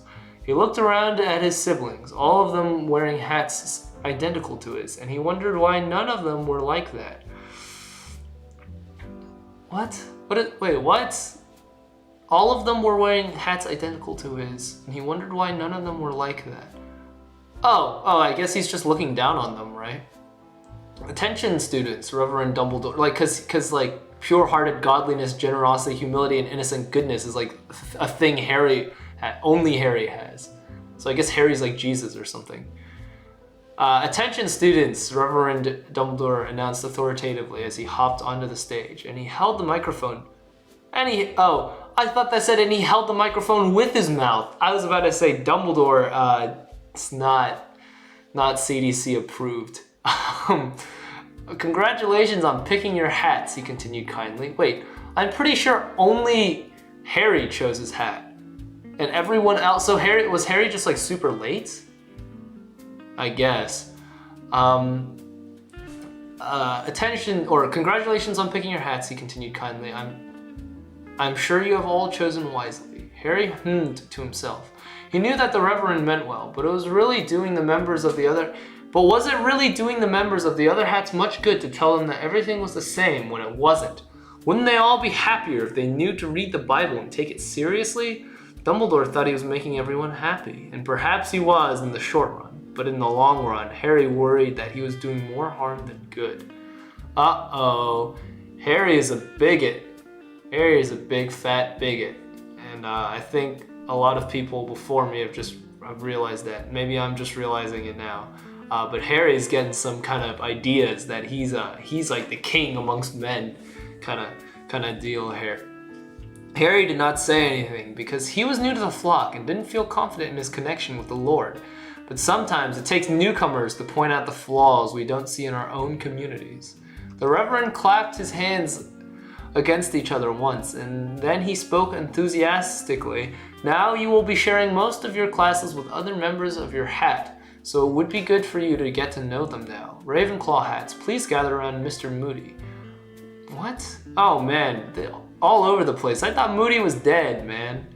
Oh, but no, Mr. Moody doesn't come in until Mad-Eye Moody doesn't come in until the fifth book. I don't know, fourth book. Hufflepuff hats, please gather around Mr. Sprout.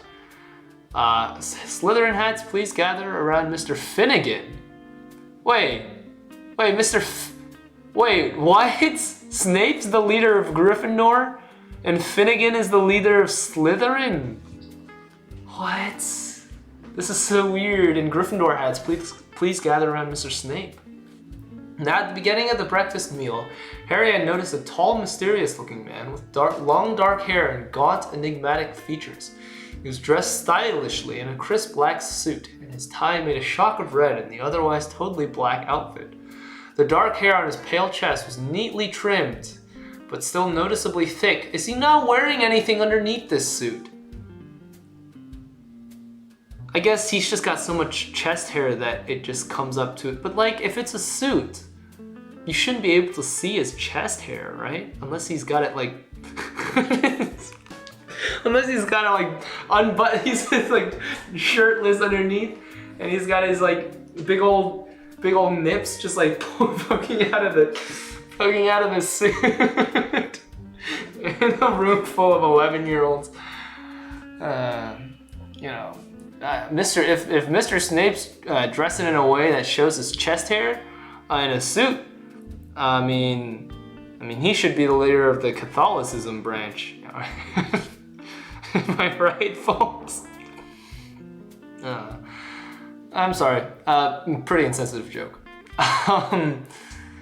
Alright, so, sorry, where's the dark hair on his pale chest was neatly trimmed but still noticeably thick, and he wore elegant black leather shoes on both of his feet. It was now that he noticed that on the table that this man was sitting at was a placard that said on it, Mr. Snape. Harry followed the other brave young children wearing Gryffindor hats. Where, we don't know. Author's note, blessings. Chapter 8, Refreshing Honesty. Maybe I should talk about the previous chapter. I don't know. I feel like I said a lot in the previous chapter. It's just straight up like she's not even hiding it anymore. She's just all out going against everyone she thinks is below her, everyone she thinks isn't right, is wrong in their ways, dead in their sin, and she's the only one who can save them, I guess, because she's so righteous. It's a big mess. I'm not going to talk about the theology. There were a few grammar mistakes. Again, continuing in the overly redundant adverb modification to every single verb she could find. Very tedious to read, I would say. And overall, just a very interesting turn, with Finnegan at Slytherin and Snape leading Gryffindor. I think that was the biggest shock to me. Anyway, chapter 8, refreshing honesty? Author's note. Hello, friends. Things have finally calmed down a bit here at Fort Parsons, and I am so excited to share with you oh my gosh, I can't stop burping tonight. I am so sorry. And I am so excited to share with you all another new chapter, one that I would like to talk about though. One thing I would like to talk about though, many people have been calling me a misogynist. That means woman hater. Friends, I do not hate women. I am a woman. Yeah. See, now she can't be a misogynist. She can't be a sexist because she is a woman. Now, what is it that I have done to have people calling me this? Well, apparently it is saying that women are loving and nurturing and good. Right now, how hateful. I am just a big old mean bigot, huh? Wait, wrong. That is not a bigoted thing to say at all. Now, it is certainly true that what is written in the Bible about women was used as an excuse to actually be hateful to women, and that is terrible. And there are some people out there who think that all women are stupid or less than men. Friends, this is not what I believe at all. I believe that women have special gifts that are no less than men. In fact, I think that if womanly virtues were respected more, the world would be a much better place to live. And any of those so-called Christians who hate women and think women are stupid and worth less than men, and that God doesn't respect us, well, they will all get a very serious talking to from a certain housewife. I think she fails to see that the problem people are having with her is not that she comes off as a hater of women. The fact that in seeing women less than men, it's that she sees that she forces an ideology upon people. Or she wants to, at least. She encourages the enforcing of an ideology on people that some people just don't want to listen to, and people don't want to, it's possible not to listen to something. And that's actually, honestly, usually, question, what am I saying? I'm so tired. She's trying to force her belief on people, and that makes her a misogynist. Not that she hates women. She's forcing this ideology that women should do certain things, and if women don't do these things, then they aren't really women, and they're just or they're not really, good women, which is not true at all. I've known some amazing, I guess I can't say, I'm not old enough to say women, because I guess my sister is a woman. She's 12 years older than me, so she's real old. But I've known some amazing women in my life, who just, I guess I shouldn't have used my sister as an example, because my sister is also a Christian.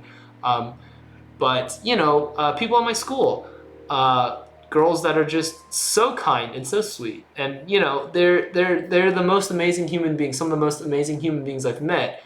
But they don't subscribe to this idea that women should use their femininity, I guess, or that this whole idea of femininity is kind of not correct to ascribe to women.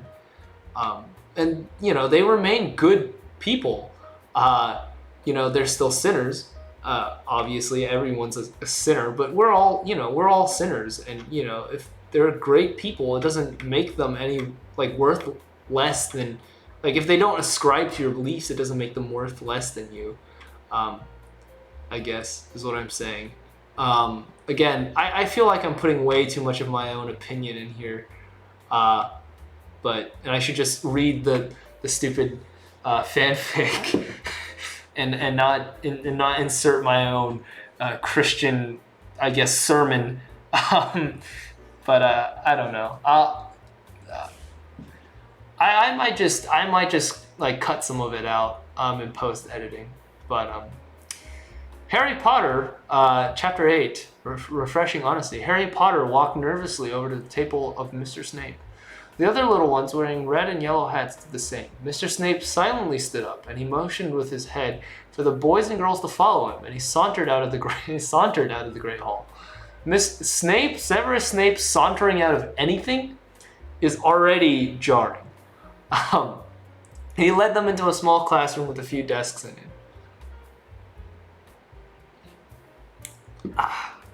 He silently motioned for the little ones to sit down at the desks. They did. He stood up at the blackboard in front of them. "Welcome to Hogwarts School of Prayer and Miracles," greeted the older but still handsome in a dignified, rugged way amicably. Wow, that's a sentence. The little ones all sat in respectful attention. "So you have all chosen the Gryffindor hat?" Mr. Snape queried, and he raised his eyebrow. "Yes, Mr. Snape," chorused all the students together. "Well," Mr. Snape said, and he drew his tall, strapping form up to its full, impressive height, "I would like to say that your choosing will make you happy, or that your lives will be easy, but I will not lie. There are dark forces in the world, and they do not like Christians. And when I say Christians, I mean Gryffindor hats. They love the Hufflepuff hats, because the Hufflepuff hats believe everything these people say and slap the label Christian onto all that philosophy. And so the Hufflepuff hats make it easier. Oh dear. The Ravenclaw hats these people claim not to like, but then they pretend that the Ravenclaw hats' extremism applies to all Christians, so the Ravenclaw hats help them." Harry frowned confusedly after the Reverend's acceptance of all the hats. He wondered why Mr. Snape was addressing things so directly. He found Mr. Snape's honesty refreshing, but he also wondered, was the honesty also combined with the hate for others that he had seen in Draco's hat? He thought the other hats were wrong, but he did not want Mr. Snape to hate them for being wrong. He wanted to help them. And then, of course, is the Slytherin hats. The Slytherin hats will tell you we are all on the same side because they agree with Gryffindor hats on some things. But do not be fooled. Their leader's working with Voldemort. God, it's so relaxing not to say Volxamort or like Volsamort. It's so nice, guys. A shocked, horrified gasp echoed throughout the classroom. Harry slapped his hands over his mouth in an attempt to contain his horror, but he was still shocked. His new friend was not only worshipped a goddess, but he was also now in cahoots with Voldemort. The little ones all gasped again. This time they were even more horrified. From the back of the room, a clean-cut, respectably dressed young man raised his hand. "But what about the Constitution?" Dean Thomas questioned articulately. "Doesn't he care about the First Amendment?" Mr. Snape shook his head sadly. "I'm afraid not, and Voldemort is working through him and using them all. Before long, all our freedoms will be gone." Dean Thomas raised his hand again and queried coherently, "But why does Voldemort hate Christians so much?" "No one knows," Mr. Snape responded tentatively. "However, he is on the move and he is gaining power, and we Gryffindor hats may be the only ones capable of stopping him." Harry was nervous, but he clenched his fist determinedly. He was scared, but he was ready to face this evil.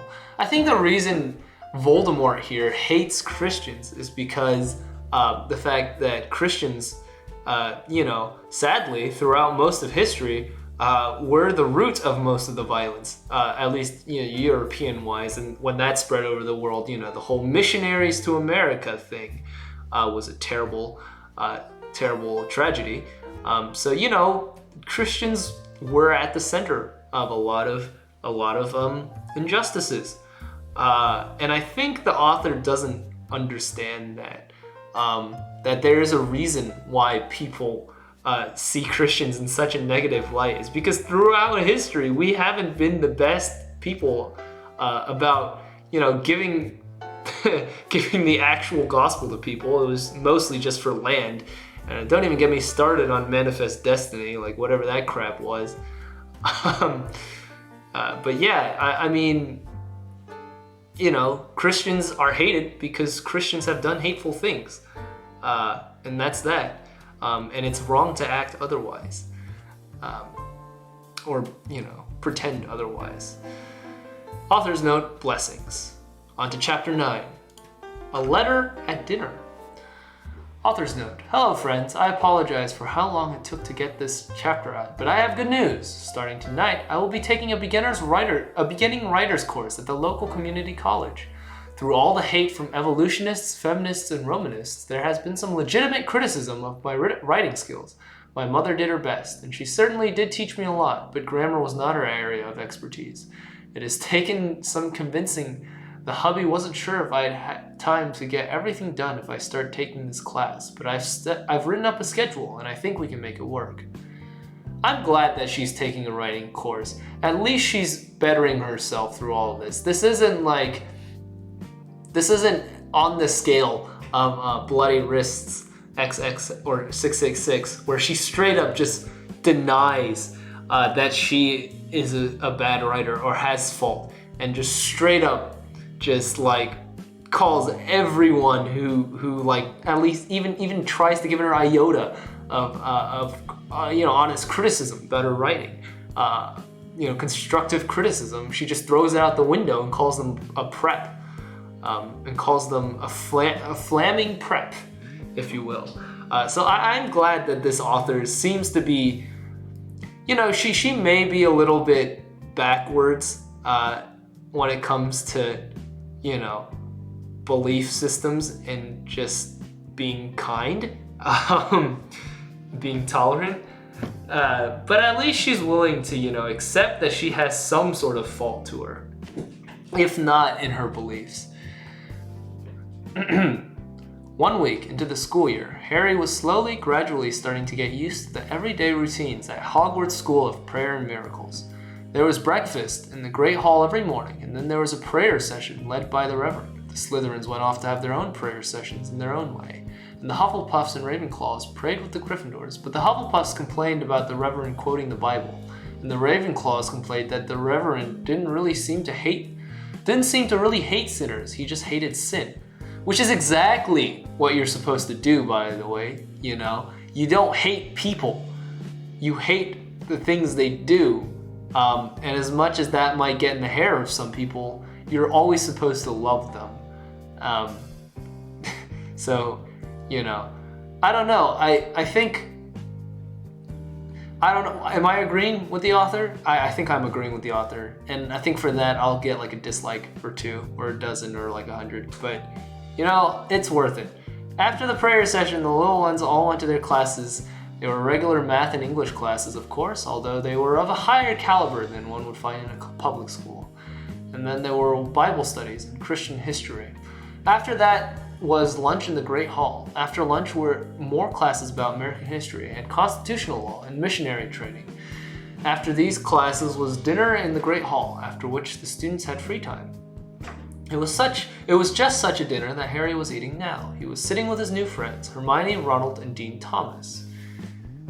Wow, Dean Thomas has made it into the close-knit friend group. Congrats, man. I mean, that's pretty big.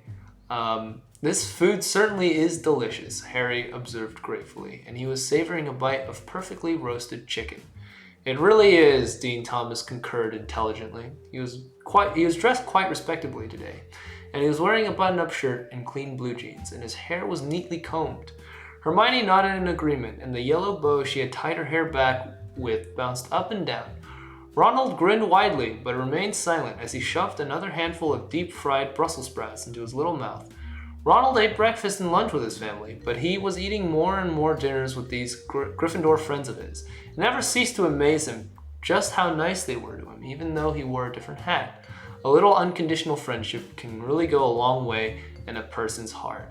And that's exactly what it's supposed to be, You don't have to like freaking focus on people's religion as, their only personality trait that you concern yourselves with. You can be, I maintain that you can be friends with non-Christians. It's like, it's not about like, you don't make friends based on religion. Anyway, It was it was then that a bunch of beautiful people with wings wearing glowing white robes swooped in through the great hall's huge windows. Oh my god, non-biblically accurate angels. Holy cow. Yellow halos hovered over their heads, and they wore brown leather satchels around their shoulders. They gracefully reached into their satchels and gloriously flung envelopes down to the students below. So I guess there's no owls, sadly, because I guess owls are like a demonic symbol to the author here. The males here, Dean Thomas observed accurately. Why do you feel the need to say observed accurately? That's just, I don't know. And he shielded his eyes with his hand as he gazed up in wonder. Harry propped his chin up on his hand and dreamily watched these magnificent postmen distribute their wares. He did so love to look at angels. He was surprised when a letter fluttered down to him, and it landed lightly on the table in front of him. He had never gotten a letter before. He smiled innocently at the angel who had delivered it, and the angel waved back. "Excuse me in advance." "Would you look at that?" Dean Thomas uttered fluently. "You got a letter, Harry." Freaking Dean. "Oh, would you look at that? Wow, you got a letter. Someone cares about you, Harry. Wow." What a little butt. With excited he probably isn't saying it like that. I just read it like that. With excited hands, Harry broke the seal and took out the parchment that was inside the envelope. He laid it out on the table and saw the familiar slanting, tidy handwriting. "Dear Harry, how are you enjoying your first week at Hogwarts?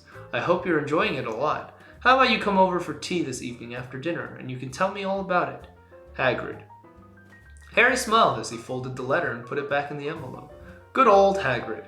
"What does it say, Harry?" Hermione questioned shyly. She played with one of her smooth, lovely curls. Can she stop with the shipping of children? It wasn't this, I mean, it grew, at least, in J.K. Rowling's editions, right? And at the end of it, you know, they were only flirting in like the 6th and 7th books. It wasn't like, oh, here's these 11-year-olds that are making advances on each other. That's just weird, man. I guess that's kind of fine in a way. I don't know. I think I flirted with that. I'm not gonna say that. I'm not gonna go there. But you know, emphasizing it, putting emphasis on how much Hermione wants Harry Schmeat. Pardon my French. It's just unsettling. "Hagrid wants me to come over for tea," Harry reported excitedly. "Would you all like to join me?" "I'd love to," Hermione replied sweetly. "That sounds like fun," Dean Thomas responded eloquently. And Dean Thomas finally gets to see the inside of Hagrid's cabin. Could I come?" Ronald asked tentatively after he had swallowed his Brussels sprouts. Harry, Hermione, and Dean Thomas exchanged a knowing look, and Harry answered kindly, "Of course you can." Ronald smiled gratefully before going back to his Brussels sprouts. When dinner finished, Harry got to his feet, and then he declared boldly, "Let's go!" Author's note. Blessings. Let's go! Yeah, I kind of don't appreciate how they're doing Ron dirty by making him some sort of like subservient, sniveling creature. It's like, oh, I need Harry's approval for me to be like, you know, for me to think I'm worth anything. I need to have Harry's approval. You know, it's just freaking show up, dude. If you want to go, just go with them. Just be like, I'm coming with you. You don't have to wait for them to do their exchanging of their knowing look because you're like the outside friend. God, it makes me mad. All right, chapter 10. Dangerous days are here. 4 chapters before the end. Author's note. Hello friends, sorry this chapter took so long to post, but the instructor of my new writing class was kind enough to proofread it. I didn't take all of his suggestions, of course, but I liked most of them and I hope the wait was worth it. Oh, another thing, a few good-intentioned but misguided readers have expressed concern about my asking my husband's permission to take a class. Friends, it is not long ago that I would have thought the same thing. Culture told me that wifely submission was demeaning, and I believed it. All I will say is this. Read Created to Be His Help. Created to Be His Help Meet by Debbie Pearl. Life and Marriage Changer. I will say, I wouldn't say you have to ask your husband's permission. Like, I feel like that is still demeaning. I would say, like, do it and then immediately tell your husband about, like, your, decision so that you guys can have good communication. I feel like that's the extent of it. You don't have to, like, go and plead with your husband to take a class, I mean, just do it. It's gonna better yourself. Hagrid lived in a lovely little house on the edge of Hogwarts campus. The little ones arrived right on time, and the delicious smell of tea and cookies was wafting outside. Smiling in anticipation, they knocked on the door. Hagrid opened the door and beamed down at them. "Welcome, Harry. I'm so glad you could come. And you brought friends." "Indeed I did," Harry said, and gestured to the upstanding young fellow to his left. "This is Dean Thomas, a Gryffindor hat." "Pleased to meet you," Dean Thomas said intelligently. Hagrid smiled at the little one, impressed. "This is Hermione, another Gryffindor hat," Harry said, motioning toward the girl to his right. Hermione smiled shyly and waved. "I'm so sorry, guys. I'm getting tired. I'm getting tired just reading this thing. It's very tiring to read, especially with all the lees and unnecessary redundancies." Charmed, Hagrid waved back. "And this is Ronald," Harry said, omitting the fact that Ronald is not, in fact, the right hat, the Gryffindor hat. Ronald looked up sheepishly from where he stood behind the trio. He could sense that Hagrid was truly a man of the Lord, in a way that no one in his family, or perhaps the entire Slytherin hat, was. That's unfair to say. That's unfair to outright directly say. I mean, if you want to do a sermon on it, sure, but that's just mean. I don't like how they do Ronald dirty. They do Ron dirty, and they keep calling him Ronald, because I guess you have to call him Ronald. Otherwise, it's not proper. 'Tis not proper. To be in the presence of such piety was humbling for a little one such as this. Hagrid noticed the green and black hat, but didn't comment. So is Hagrid some sort of monk, monk-alike,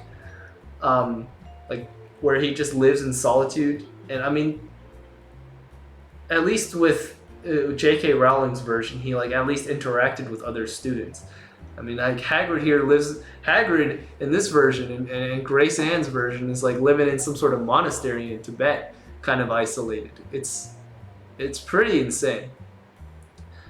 Hagrid noticed the green and black hat, but didn't comment. Instead, with true mercy and compassion, he opened the door wide to all of them. "Glad to meet all of you. Please come in."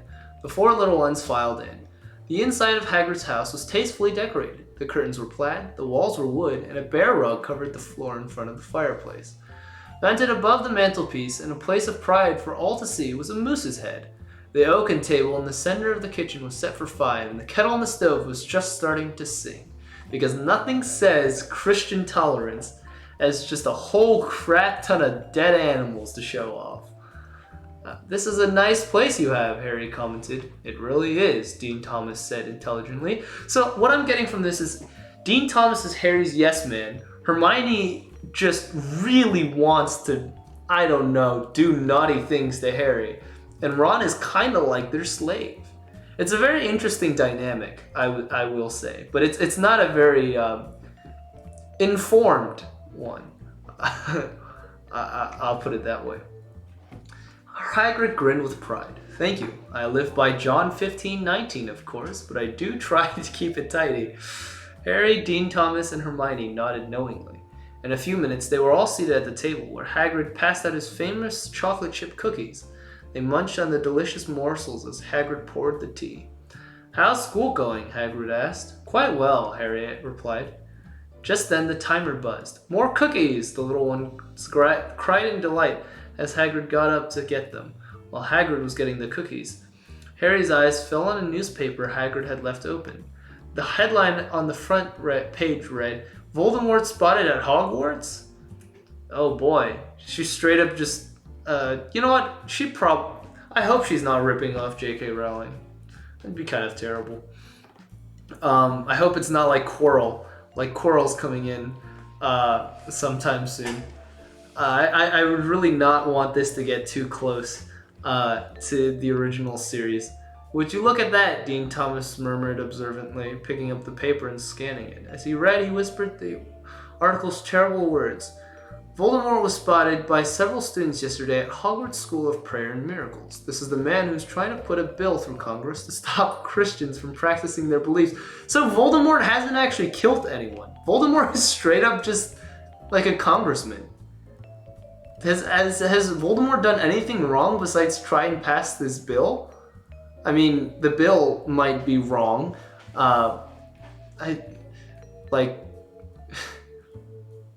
But has he really, has he murdered anyone? Has he committed theft? Has he, or is this straight up just a pencil pusher? Anyway, this is the man who's trying to put a bill through Congress to stop Christians from practicing their beliefs. If passed, homeschooling will be illegal. Christians will be put in jail, maybe even killed, unless they say that the Bible says what Voldemort wants it to say. Saying Merry Christmas or hanging up the 10 Commandments will put you in a re-education program.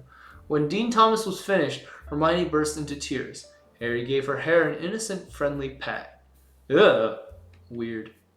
Man, if you're 11 years old and going around patting girls' hairs, or patting other girls, rando girls' hair, that's just not okay. That's kind of just that's straight up, isn't that just this, you know what, it's fine.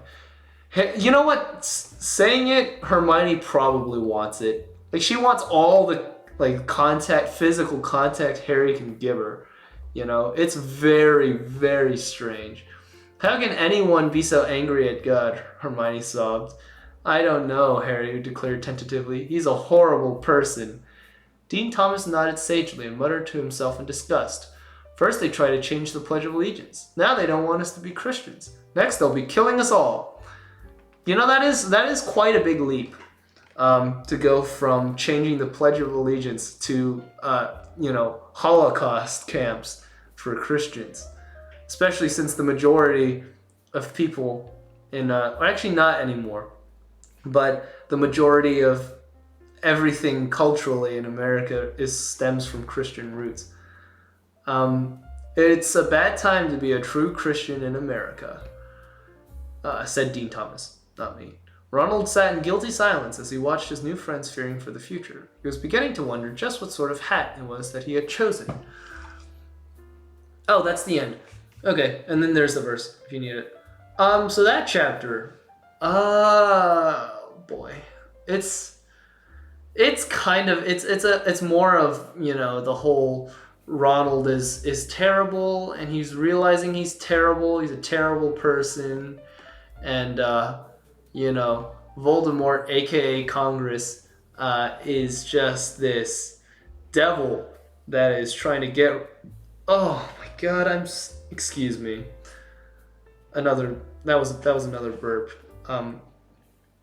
Just the congressman is just Voldemort is this congressman who's just straight up of Satan, basically Satan child, and just trying to kill all the Christians he can get his hands on. By the way, I don't know if you guys know what he's referencing, but a few years ago there was a push this was before Trump, obviously, but there was a push for public education to, or there's a push for the radicalization of public education, where they would just straight up take a stance against what they thought was, or what everyone agreed at the time was, not factual beliefs. They wanted to present as much truth to the children as possible, and that was their premise. I kind of like how this author is twisting it to be some sort of he wants to kill every Christian they can get his hand on, because they see us as some sort of threat. When in reality, it's just a very radical way to introduce, or to try and get children to question beliefs, basically. Anyway, that's what I have to say about that chapter. Chapter 11, a challenge. Author's note. Hello friends, the writing class is going quite well, and I stayed after this time to talk to the teacher about my little story, which he has been so kind about helping me with. He has had lots of very helpful suggestions, and I truly think that I've been guided to this class by a purpose greater than my own. Another thing that I've gotten many messages about, the Slytherins. People are saying that somehow this means I hate Catholics. Friends, I do not hate the Catholics at all. All I want is for Catholics and everyone else to go to heaven and be happy with God. Do you want to know who truly hates Catholics? The so-called Catholic Church. Ironic, But think about it. Why else would they lie to Catholics about salvation? And did you know their leader is a socialist? It seems like someone doesn't know much about the Bible or the Constitution. And what do they know? And what about there only being one God and no others? So if any Catholics are reading this, I'm asking you this in love. Consider which is more important, your so-called religion or the truth. And there it is again, with the author proclaiming her idea of truth, not only claiming that it is the truth, which I'm fine with because that's Christianity. Everyone hates that, and that's what it is. But also her forcing down the throat, just kind of insulting Catholics here, almost, just like, telling Catholics that, maybe some people really like the Catholic Church and are Catholic, and now she's trying to debase it, basically. She's trying to, force her idea into it. She should just present her opinion. Just be like, this is what I believe. Yeah, that's what I believe. And if you believe it, cool, I'll help you believe in it. I'll help you get better in it. But, if you don't choose to believe it, that's fine. I won't say anything about it.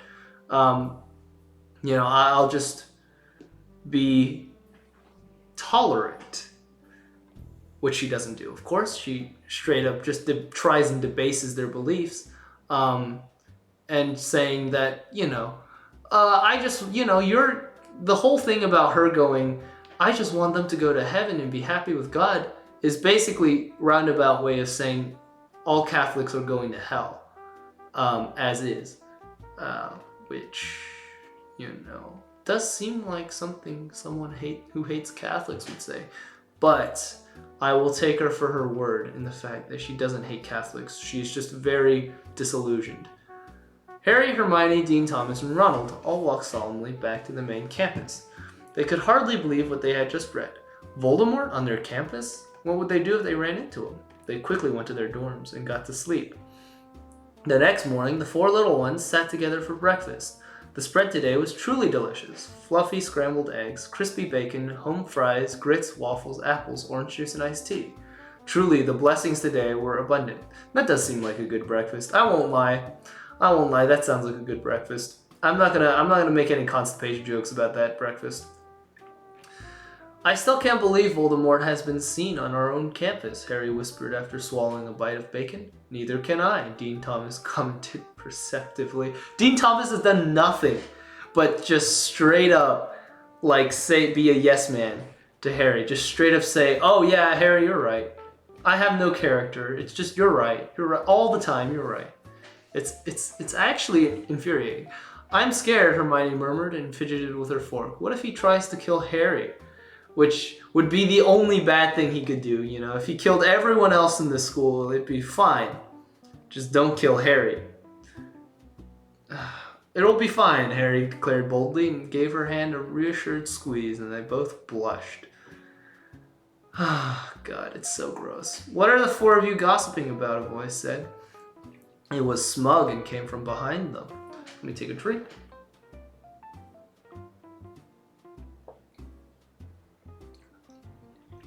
Harry turned around and he saw Draco standing behind him. Oh boy, uber incel Draco here. Draco's hands were folded and rested on his stomach.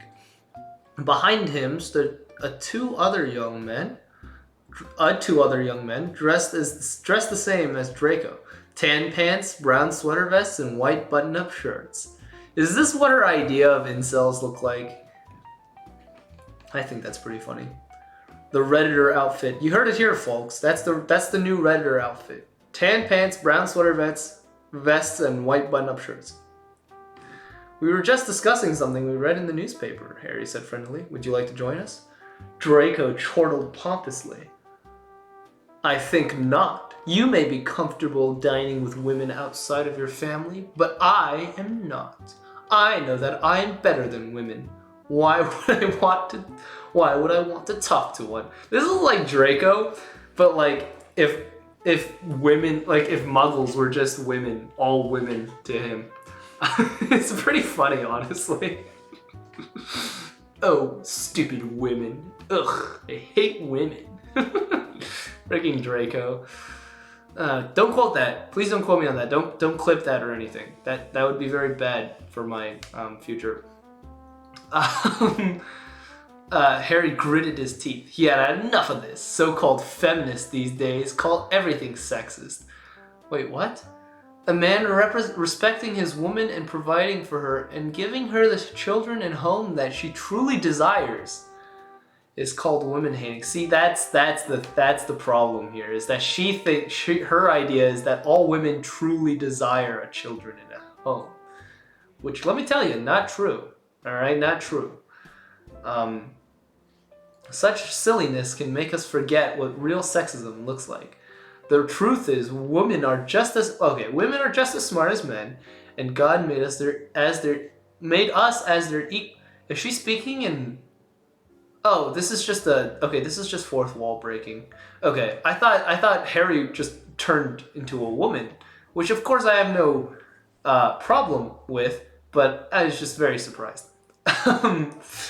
The truth is, women are just as smart as men, and God made us as their equals, but equal does not mean the same. And when we treat men and women as being the same and tell women to go to work all day and forget about her true calling as a wife and mother, then that is the real woman hating.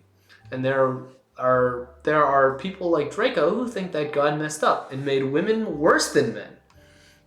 And neither is okay. That is a mean thing to say, Harry screamed bravely, and he banged his fist on the table so hard that the plates bounced. Freaking Harry has some sort of anger issues, man. You gotta be righteous. Gotta be the bigger man here. Freaking going all Hulk, all Bruce Banner on this bitch, you know? Mr. Snape looked over in their direction. He saw the commotion that was going on at that moment. He was dressed very dapperly today in a freshly pressed dress shirt and practical pants that complemented his long, muscular legs perfectly. I think someone has a crush on Snape.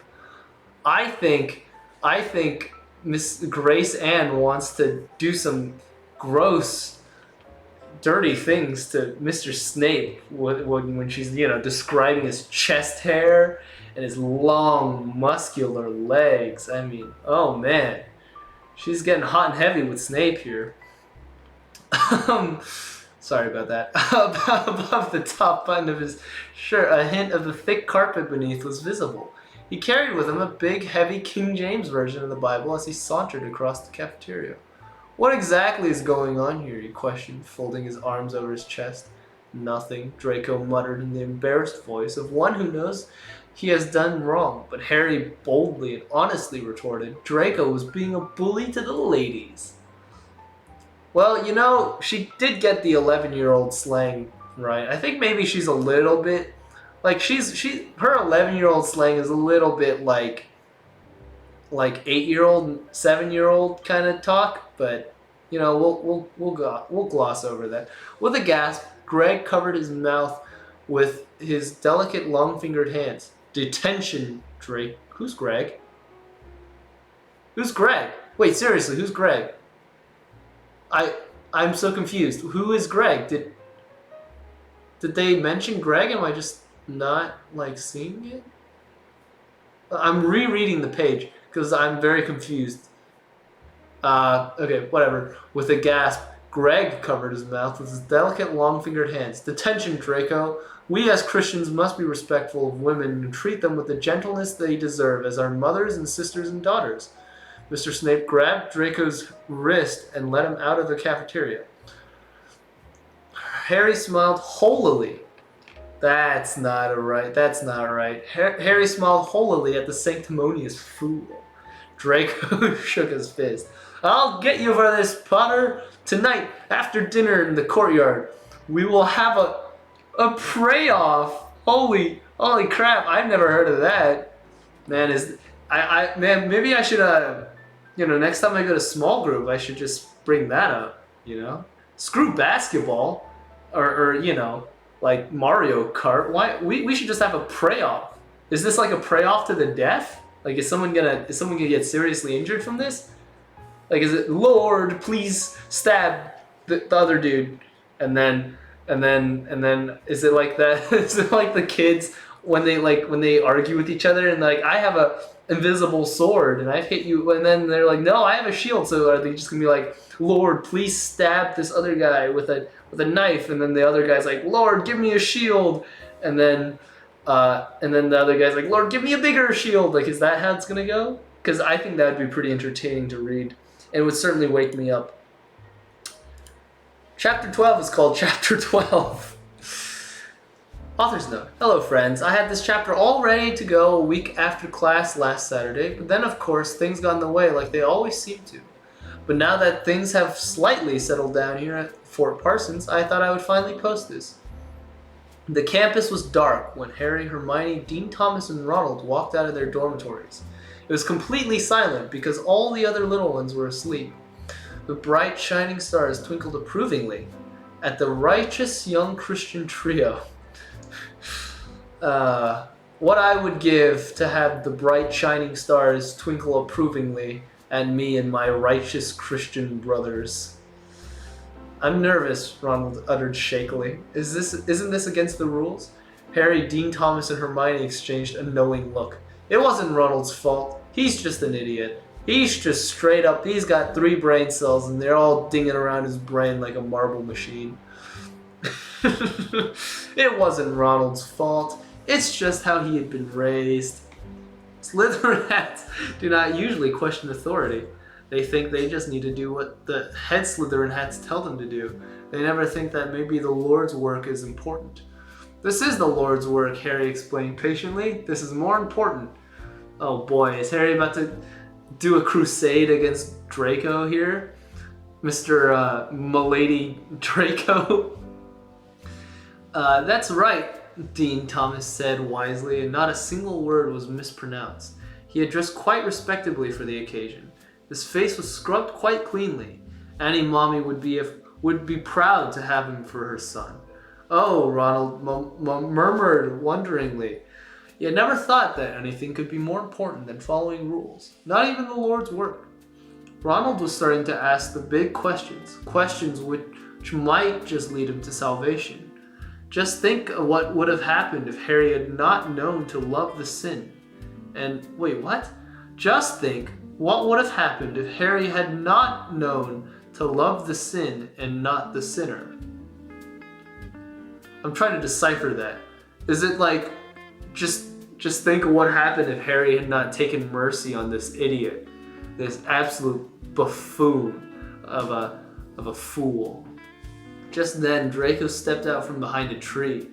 He was wearing yet another sweater vest and proudly sporting a Ravenclaw hat. Well, Potter. Well, Potter, Draco drawled smugly. Looks like you came to the pray-off after all. That's right, Harry answered courageously. Well then, Draco grinned self-righteously. Let's pray. Ah, man. They should make this into a Mortal Kombat game. Like the whole pray-off thing, where it's like like fight, and then they just kneel and they pray, and the health bar just goes down. Like you mash A, and then the other person's health bar just slowly depletes. Harry and Draco got down on their knees and raised their hands to the sky. I'll go first, because God loves me best, Draco declared confidently. With that, he shouted, Dear Lord, if you agree with me that women are stupid and Potter is wrong, please strike him down where he kneels. Dean Thomas and Ronald gasped. Hermione began to cry, but Harry did not flinch. He knew that he was a man of the Lord. Draco grinned viciously as he looked to the sky for a bolt of lightning, but none came. His eyes widened and his jaw dropped. He began to cry. Now it was Harry's turn to pray. God, is Harry gonna kill him? I don't know. Let's find out. He raised his hands far higher than Draco's had been, because he has 20-foot arms, and he screamed in a voice far louder than Draco's had been, "Dear Lord, if you agree with me that women are just as good as men, but just different, please." For a second he thought about asking for Draco to be struck down. Oh, but then he was overcome with mercy. That's no fun. Come on, if you're gonna make a fanfic, make it fun. "Please make him a Gryffindor hat." In that moment, the hat on Draco's head changed into a red and yellow one with a lion on it. And the tears rolling down his face were not sad tears. They were happy tears. The crowd of onlookers burst into applause, but Harry did not notice all the cheering students and teachers. He was bathing in the love of the Lord. So, the whole instantaneous change that Draco went through aside, this whole exchange is just kinda, I don't know. It just, the whole thing about the author here is that she claims that she does not hate anyone, but instead she looks down on them with pity because she knows that she's right and that everyone else is wrong. And I think that's what's getting people irked. You can see where Draco turns into he's crying at the feet of Harry, who is just so mighty. And the whole raising his voice higher and raising his arms higher than Draco's, it makes it seem like that's how he won, but it's not. The louder you cry to the Lord doesn't make you more, in line with him. In fact, I'm pretty sure there's a passage somewhere that it's where this, I don't know. Never mind. I'm thinking of another passage. Maybe I am. There's a passage where there's a hypocrite crying really loudly for the Lord, and then I think it's in the New Testament somewhere. I don't really remember the passage, but and then it goes on to say something about how you don't do this. This is bad. So directly going against this supposed Christian propaganda. Anyway, moving on to chapter 13, A Visitor to Hogwarts. Will we finally see Dumbledore? The cheering crowd converged on the two righteous boys. They were led by Dean Thomas, Hermione, and Ronald. Hermione reached Harry first. Joyful tears were streaming down her face, and her lacy pink skirt was swirling around her legs. When she reached Harry, she wrapped her delicate arms around him in a chaste hug. "I was so scared," she whispered tearfully. Harry pulled away and patted her reassuringly. He told her there is nothing to be afraid of, not when we are on the side of righteousness. Hermione grinned admiringly. She exclaimed, "You're so brave." Harry smiled humbly and blushed and rubbed the back of his neck like a shy schoolboy. Which he is. He is exactly a shy schoolboy. Don't know why they're using the shy schoolboy here. He didn't know why, but he felt so different around her than other people. Perhaps it was because she was so godly.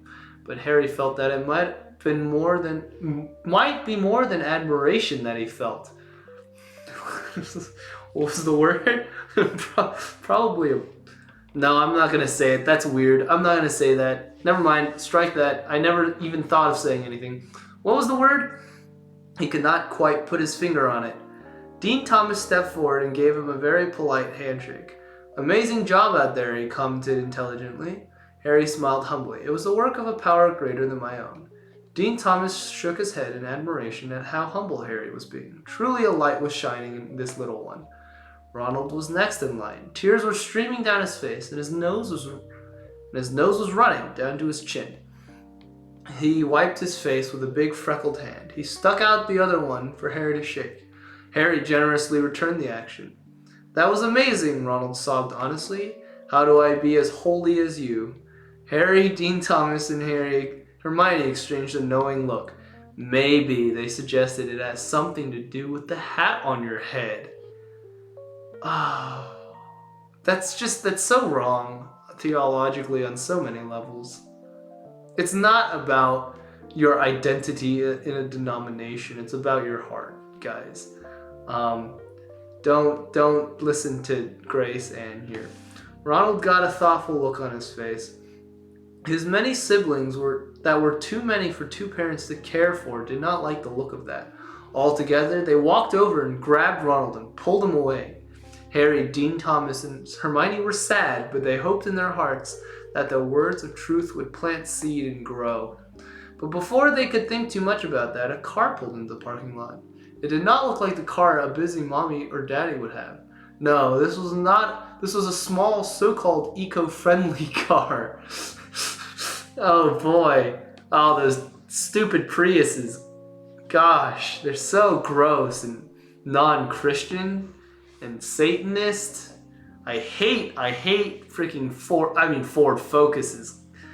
Could you think of anything worse? Harry, Dean Thomas, and Hermione looked at it suspiciously. They did not know who would come out of it, but they got the feeling it would not be someone good. Yeah, no one good steps out of an eco-friendly car. Everyone good steps out of the 8-liter, triple axle pickup truck with the Confederate flag on the back, touting the wheat stick and the overalls. I mean, this is just reaching. This is like, I can kind of understand the whole why she's so against worshiping idols and stuff. Like, I can kind of get her thing against Catholicism, but come on, don't go against. Like, what's wrong with eco-friendly cars? I mean, sure, they don't accelerate like maybe they should, and maybe they're not the most fun to drive, and maybe they have those really dumb constant transmissions that are really mushy and gross. But there's no reason for this. I mean, the car stopped, the door opened, a man stepped out. He was tall and pale-skinned. He was a younger man with only a thin layer of hair underneath his shirt. Wait, so the amount of goodness, I guess, is correlated to manliness, which is also correlated to the amount of hair on your chest? Like, just like physical hair on your chest, I guess? I mean, it seems that way. Like, Snape had the bushes, but this guy has only got a thin layer of hair. He was wearing a t-shirt and sweatpants and sneakers. No one seemed to take much notice of him, but then the Reverend's wife stepped onto the scene. She screamed. She fainted. At the sound of her cry for help, the Reverend Dumbledore came running to the rescue. So many so-called pro-women's rights people think that Ephesians 5:22-25 is just about wives being submissive. What they don't talk about is that it also tells husbands to sacrifice for their wives. Wow, does that sound oppressive? When he saw the man who had gotten out of the car, he stopped and gasped, and then he shouted, "Stand back, students! This is Voldemort himself." And that is a good point she brings about Ephesians 5:22-25, which is the very famous, wives, submit yourselves unto your own husbands, basically, be servants to your husbands is what it sounds like.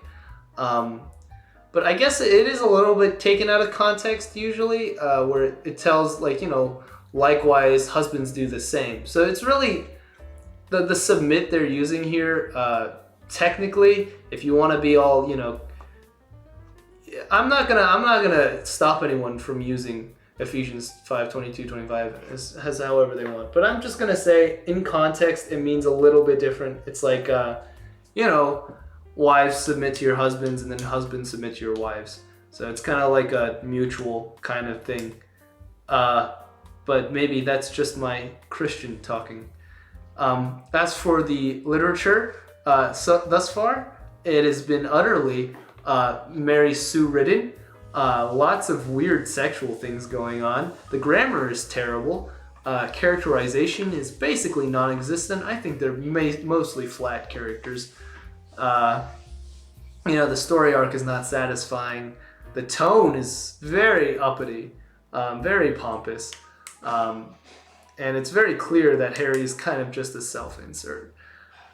But yeah, going into the final chapter, not high hopes. Not high hopes at all. Alright, chapter 14 is called Bravely Defeating the Foe. Harry gasps, I forgot to read the author's note. Hello friends, I have some news, and I know that I might be disappointing to the mommies out there. My husband and I had a very long talk last night, and he doesn't think that posting my writing online and going to classes is a good idea for our family. It was a hard decision for me to accept, but he does know best. Ooh, yikes. I want to thank all of the many righteous believers who have supported me in this little mission of mine, and I hope that this last chapter ties up the loose ends as best as one chapter can. Yeah, there it is with the whole submitting, the very demeaning, follow everything the husband says. I personally would have liked a sequel. I want her to have a second chance. I want her to have a chance to come up with actually good literature. But I guess if the husband thinks that writing is not good for the family, then I guess the husband knows best, right? Which, that kind of makes me mad. Yeah, I agree that with probably most people that this story is very terribly written so far. But I always want to see people get better at writing. I think it's cool to see people grow. Not even Hemingway was perfect at writing when he came out of the womb. Actually, I don't know that. Don't quote me on that. He might have. But it's there's always second chances, and the fact that she's not gonna be able to get one because of her husband does make me kind of mad. Harry gasped, and Dean Thomas gasped too, and Hermione burst into tears as Voldemort ambled through the parking lot. Man, I would be crying if someone parked a Ford. Never mind. No, that's kind of just me. I mean, I drive a Honda. Am I Voldemort? Who knows? The enormous crowd of righteous students were nervous, but they still stood boldly in the face of such horrifying evil. I don't get it though. Voldemort doesn't seem quite evil. In fact, he seems pretty sensible. Like, if this was a congressman that was explained to be like terrible and like making laws that were just like the worst. I mean, just innocent civilian, like going against innocent civilians, not for the people, by the people kind of deal, then yeah, I would get it. And if that would make more sense if Voldemort here was driving like a Mercedes, or like, the black Escalade of Epstein, or like, something like that. But no, it's just this like college age dude who's driving a Focus around. Like, is this really what the author wants? Like, is this the hill that the author wants to die on? Is against college students, basically? I mean, I don't know, man. This whole thing kind of reads like, Christians drive 5.8 liter big blocks. That's what it reads like. Anyway, Harry looked at Dumbledore stood in front of them protectively and manfully, again using that word. Harry looked at the depraved man walking toward them and thought of all the lies that he must have been told by evolutionists and feminists all his life, and he thought of the empty, meaningless depravedness. I'm pretty sure it's depravity, right? Like, someone correct me if I'm wrong. I'm not the greatest writer, but it is depravity.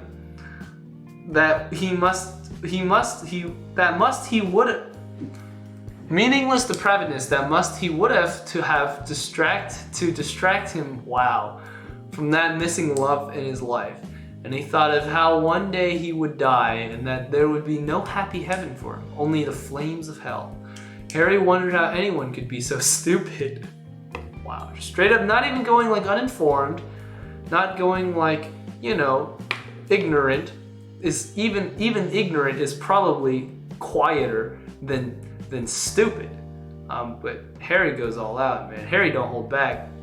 Who would want hell more than heaven? It made Harry so angry. Voldemort stopped walking when he was in front of the Reverend Dumbledore. He arrogantly nodded and said, "Hey, my name's Tom Riddle, and I'm here to visit my cousin. Which way is the guys' dorm?"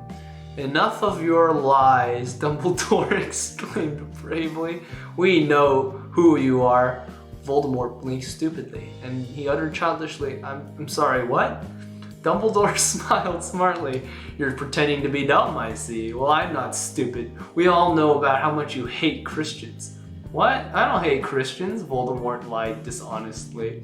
"What are you even talking about?" You see, at this point, because we don't know that much about Voldemort, like Voldemort isn't characterized, it's basically just like Voldemort is just some random dude on the street, and Dumbledore's like, "You're evil," and the dude's just trying to like shop at Walmart, and he's like, "I don't know what you're talking about, man." Dumbledore's like, "You're pretending to be dumb, I see. Well, in that case, I'll have to bring out the big guns." And this guy's like, "Please just let me buy groceries." What? I don't hate Christians, Voldemort lied. Oh, wait. What? I don't hate Christians, Voldemort lied dishonestly. "What are you even talking about? You're still pretending to be dumb," the Reverend pointed out truthfully. We know all about your plot to legalize Christianity, Voldemort." Voldemort blinked stupidly and questioned evilly. "Wait, is this about my Reddit account?" Oh god, it's all about a Reddit account? This entire story is all just about Reddit? Oh man, I had high hopes. "Is this what you call your godless coven? Is that what you call your godless coven?" Dumbledore queried knowingly. "Well, yes, I have indeed seen your so-called Reddit account, and just try to deny your hatred of Christianity when you post things like this.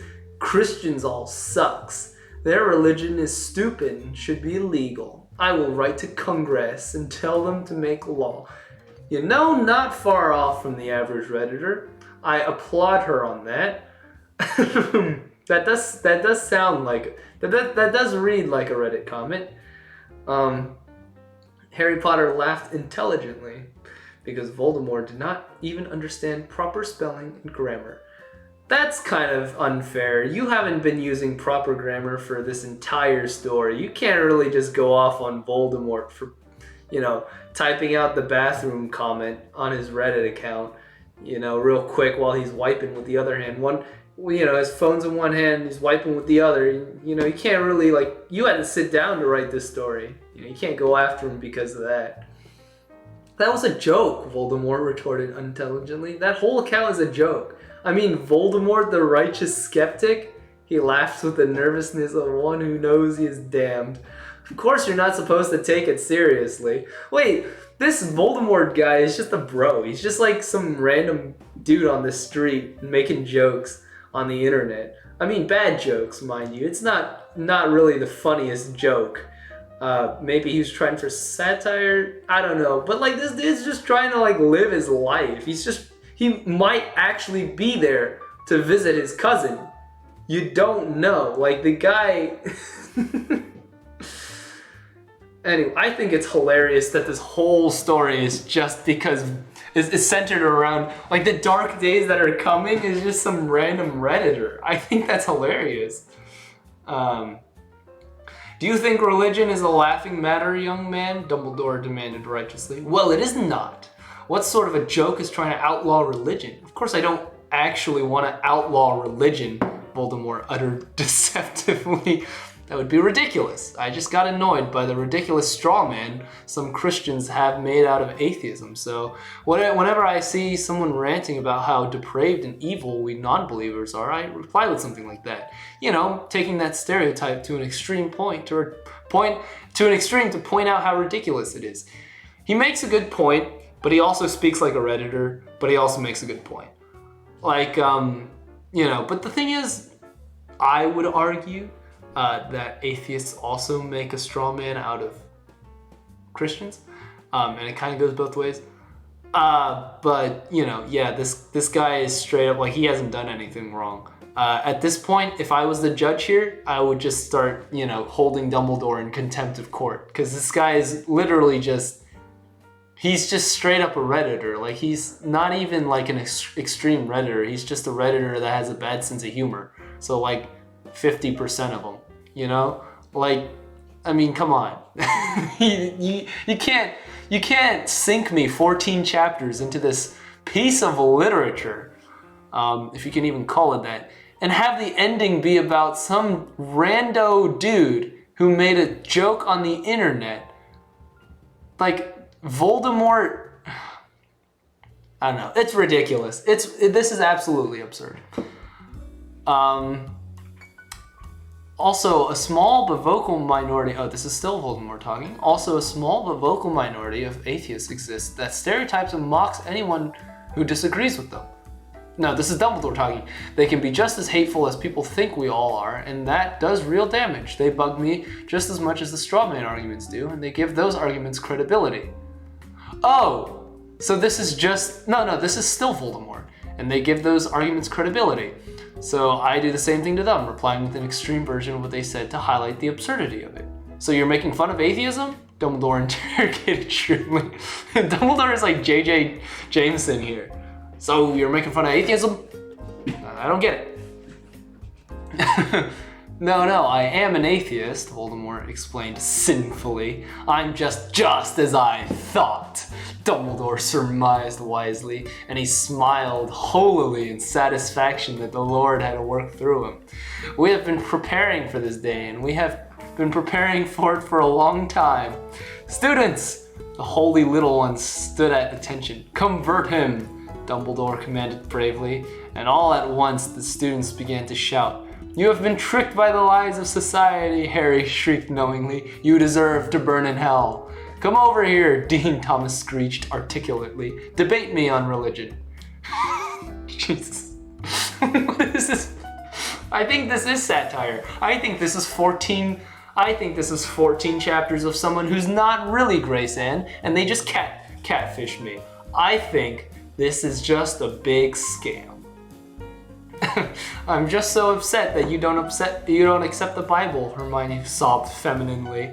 The Bible is the best book ever. Why can't you just respect that? I'm a Gryffindor hat now, Draco yelled boldly. Yeah, he's just doing his own thing. He's just really happy that he's a Gryffindor. He doesn't care about Voldemort. He's just real happy that he's a Gryffindor. I'm a Gryffindor hat now, Draco yelled boldly with the inspiring zeal that so many newcomers to the faith have. Do you hate me now? I bet you do.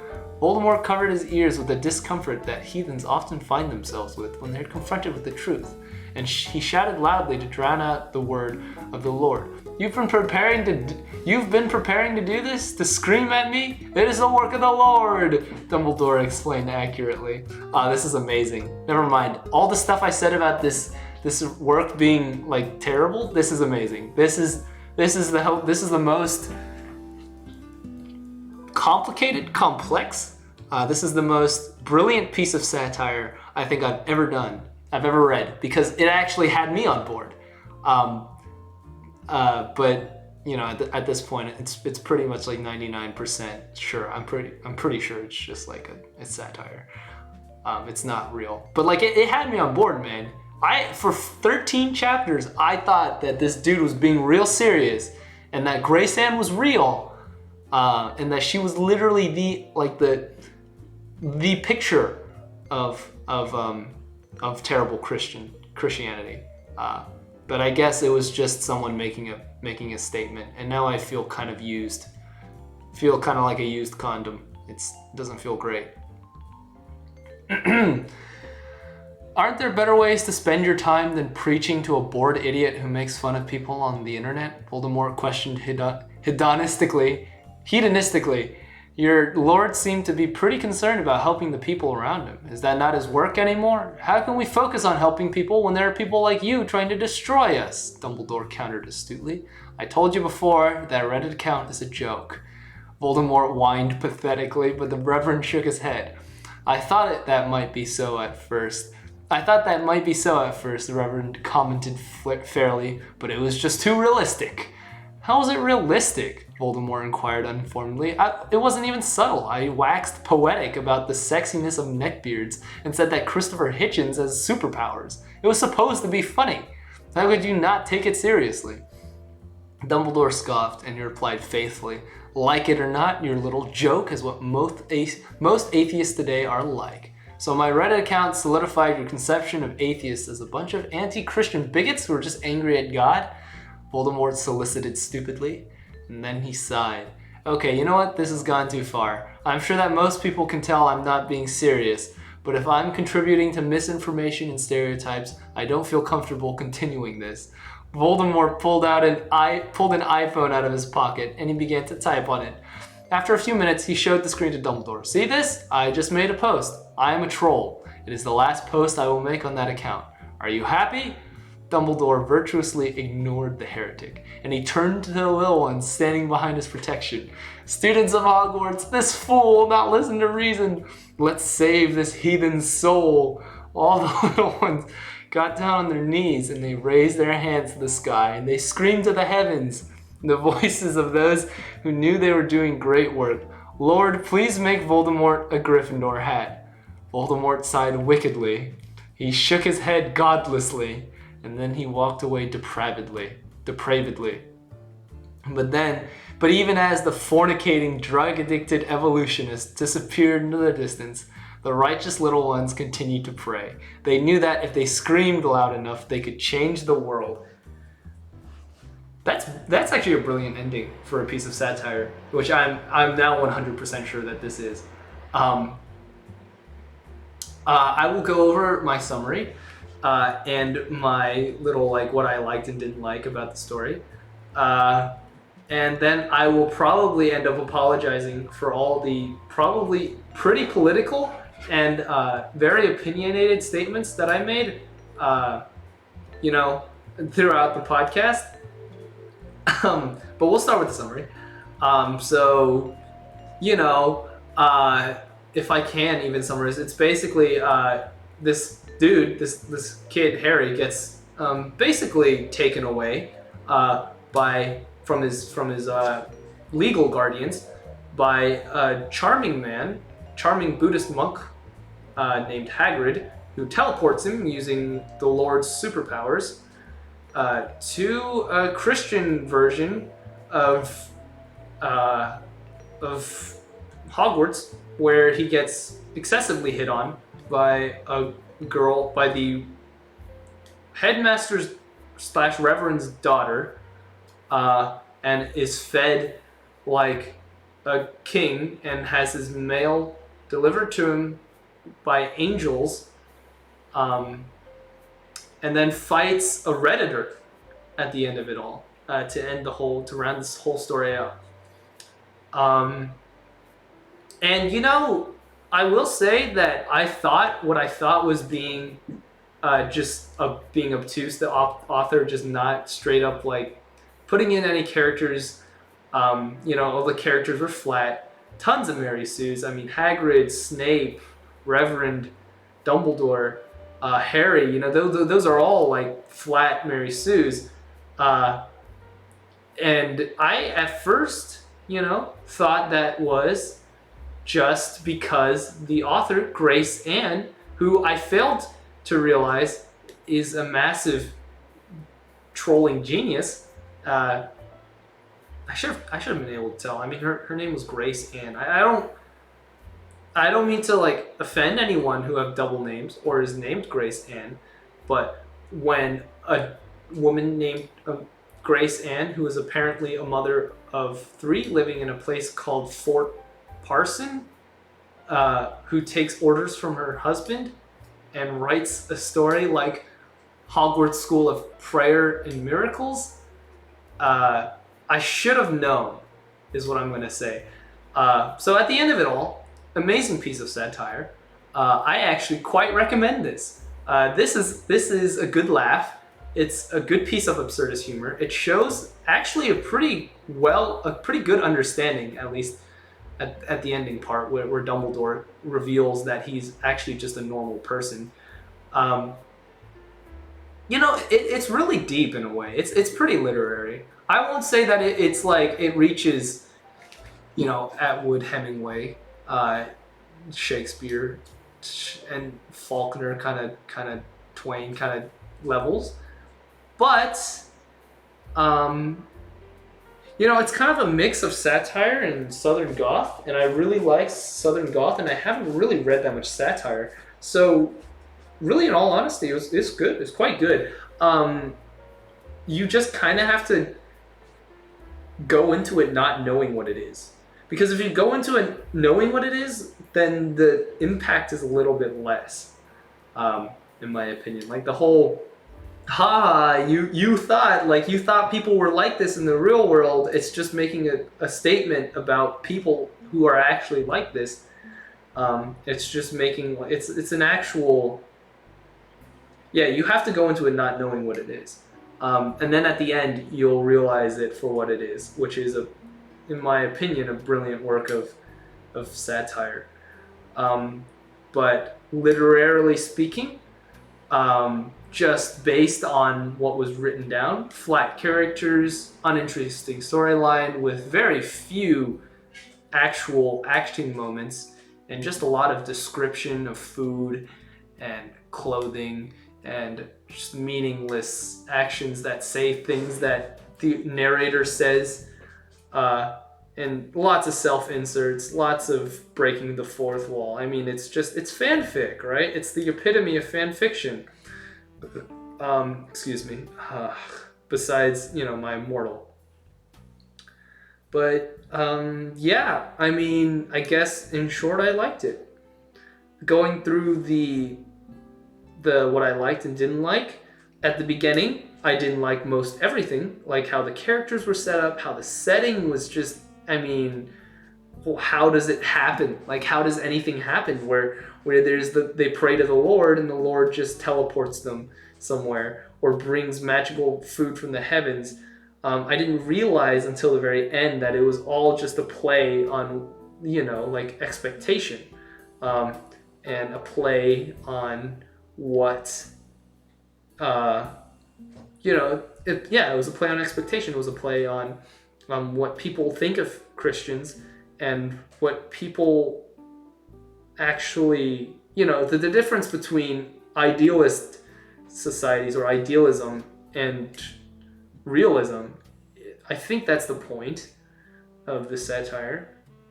It's to show that, the overwhelmingly rightness of Voldemort in comparison to the absurdity of the Hogwarts School of Prayer and Miracles. And I think that's what the author is trying to do, is to show that realism is indeed the more accurate and the more informed way of thought. And I mean, I should have known the fact that they just kept using very accurate Bible verses. No person who wasn't using Wikipedia, just search up Bible verses about random things, would do that. But yeah, so those were the negatives, I guess I started out with. And the pros were just the way the author plays on your predications, is really, really fascinating, actually. It's a good piece of satire. So the pros and cons don't really matter, because now it's just making fun of the cons. So all the cons are purposeful, which makes them all pros, and then it's just all very confusing. I guess that kind of ends it. In all, please read,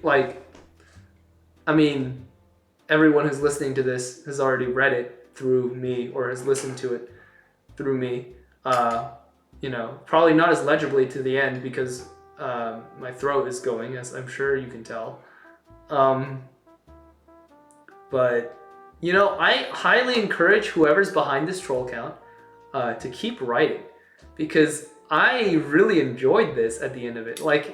It may have been long, but it was worth it, because that ending, man, it was that, if I wasn't if I had a throat, I'd be laughing. Like, I'd be laughing my ass off. It's really, like, you're a brilliant satire writer, man. And if I'm wrong about this being satire, which I have a 0.01% chance of percent, guessing. I'm guessing that I'm right, that you are a satire artist. But if you're not, I'm sorry that the past few minutes were so insulting. And I would try and convince you to check out real life, because it's pretty cool sometimes. But, please write more, because even if you're not a satire artist, you will gain a lot from it. I don't know why I'm doing an advice section now. I guess I should use this time to say that eventually I'll probably be making a Patreon, and if you want to support me on there, it's probably going to be like The Pen is Mightier, so TPIM, or if that name's not taken, like TPI Mightier or something like that. Anyway, just search up The Pen is Mightier on Patreon in a few months or weeks, and I'll and I'll probably have a Patreon up. So if you want to support us, please go visit Patreon. We'll have special things for patrons. We'll have extra episodes and Q&A sessions and stuff. So go check that out. If you haven't watched My Immortal, I highly recommend it, because even though me and Brandon were interrupting each other all the time, and you probably can't understand a thing we were saying, you probably can't follow the storyline at all, I promise you that it's an entertaining watch. And yeah, I mean, if you don't like it or don't like it, I'm not going to do the whole like or dislike thing. But I hope you enjoyed. That was Hogwarts School of Prayer and Miracles by, let me check the author again. I forgot. Proud Housewife, aka Grace Ann, I believe. Yes, Grace Ann. That was Hogwarts School of Prayer and Miracles by Proud Housewife, aka Grace Ann. There we go. I got it. And we will see you guys, or I will see you guys next week. Don't forget to join, because it's probably gonna be a doozy. I have a lot of guests, and Brandon's coming back. I don't know why I paused so long. I was checking my OBS. Sorry, I just realized that I haven't actually changed the scene to the actual story, and I haven't checked OBS since the beginning, so you guys couldn't actually see the screen that I was reading from. But I hope you enjoyed my voice. But yeah, I kind of like this format better. We'll probably go into the future with just The Pen is Mightier podcast, or the screen up, the waiting screen, and then we'll have the people on the four people. We'll probably have 2 people usually, so they'll be on the top right and left. There'll be the little Discord icons where we talk, kind of like the first 2 episodes. We're doing, starting out, so we're doing a little restructuring. Anyway, that was a really long outro. If you made it this far, thank you so much. It means quite a lot to me, especially because this is my first time doing a podcast, and the fact that I was able to entertain someone out there is good enough. Even if it is my YouTube or the DMCA people checking me for copyright issues, thank you for making it this far, and I will see you next week.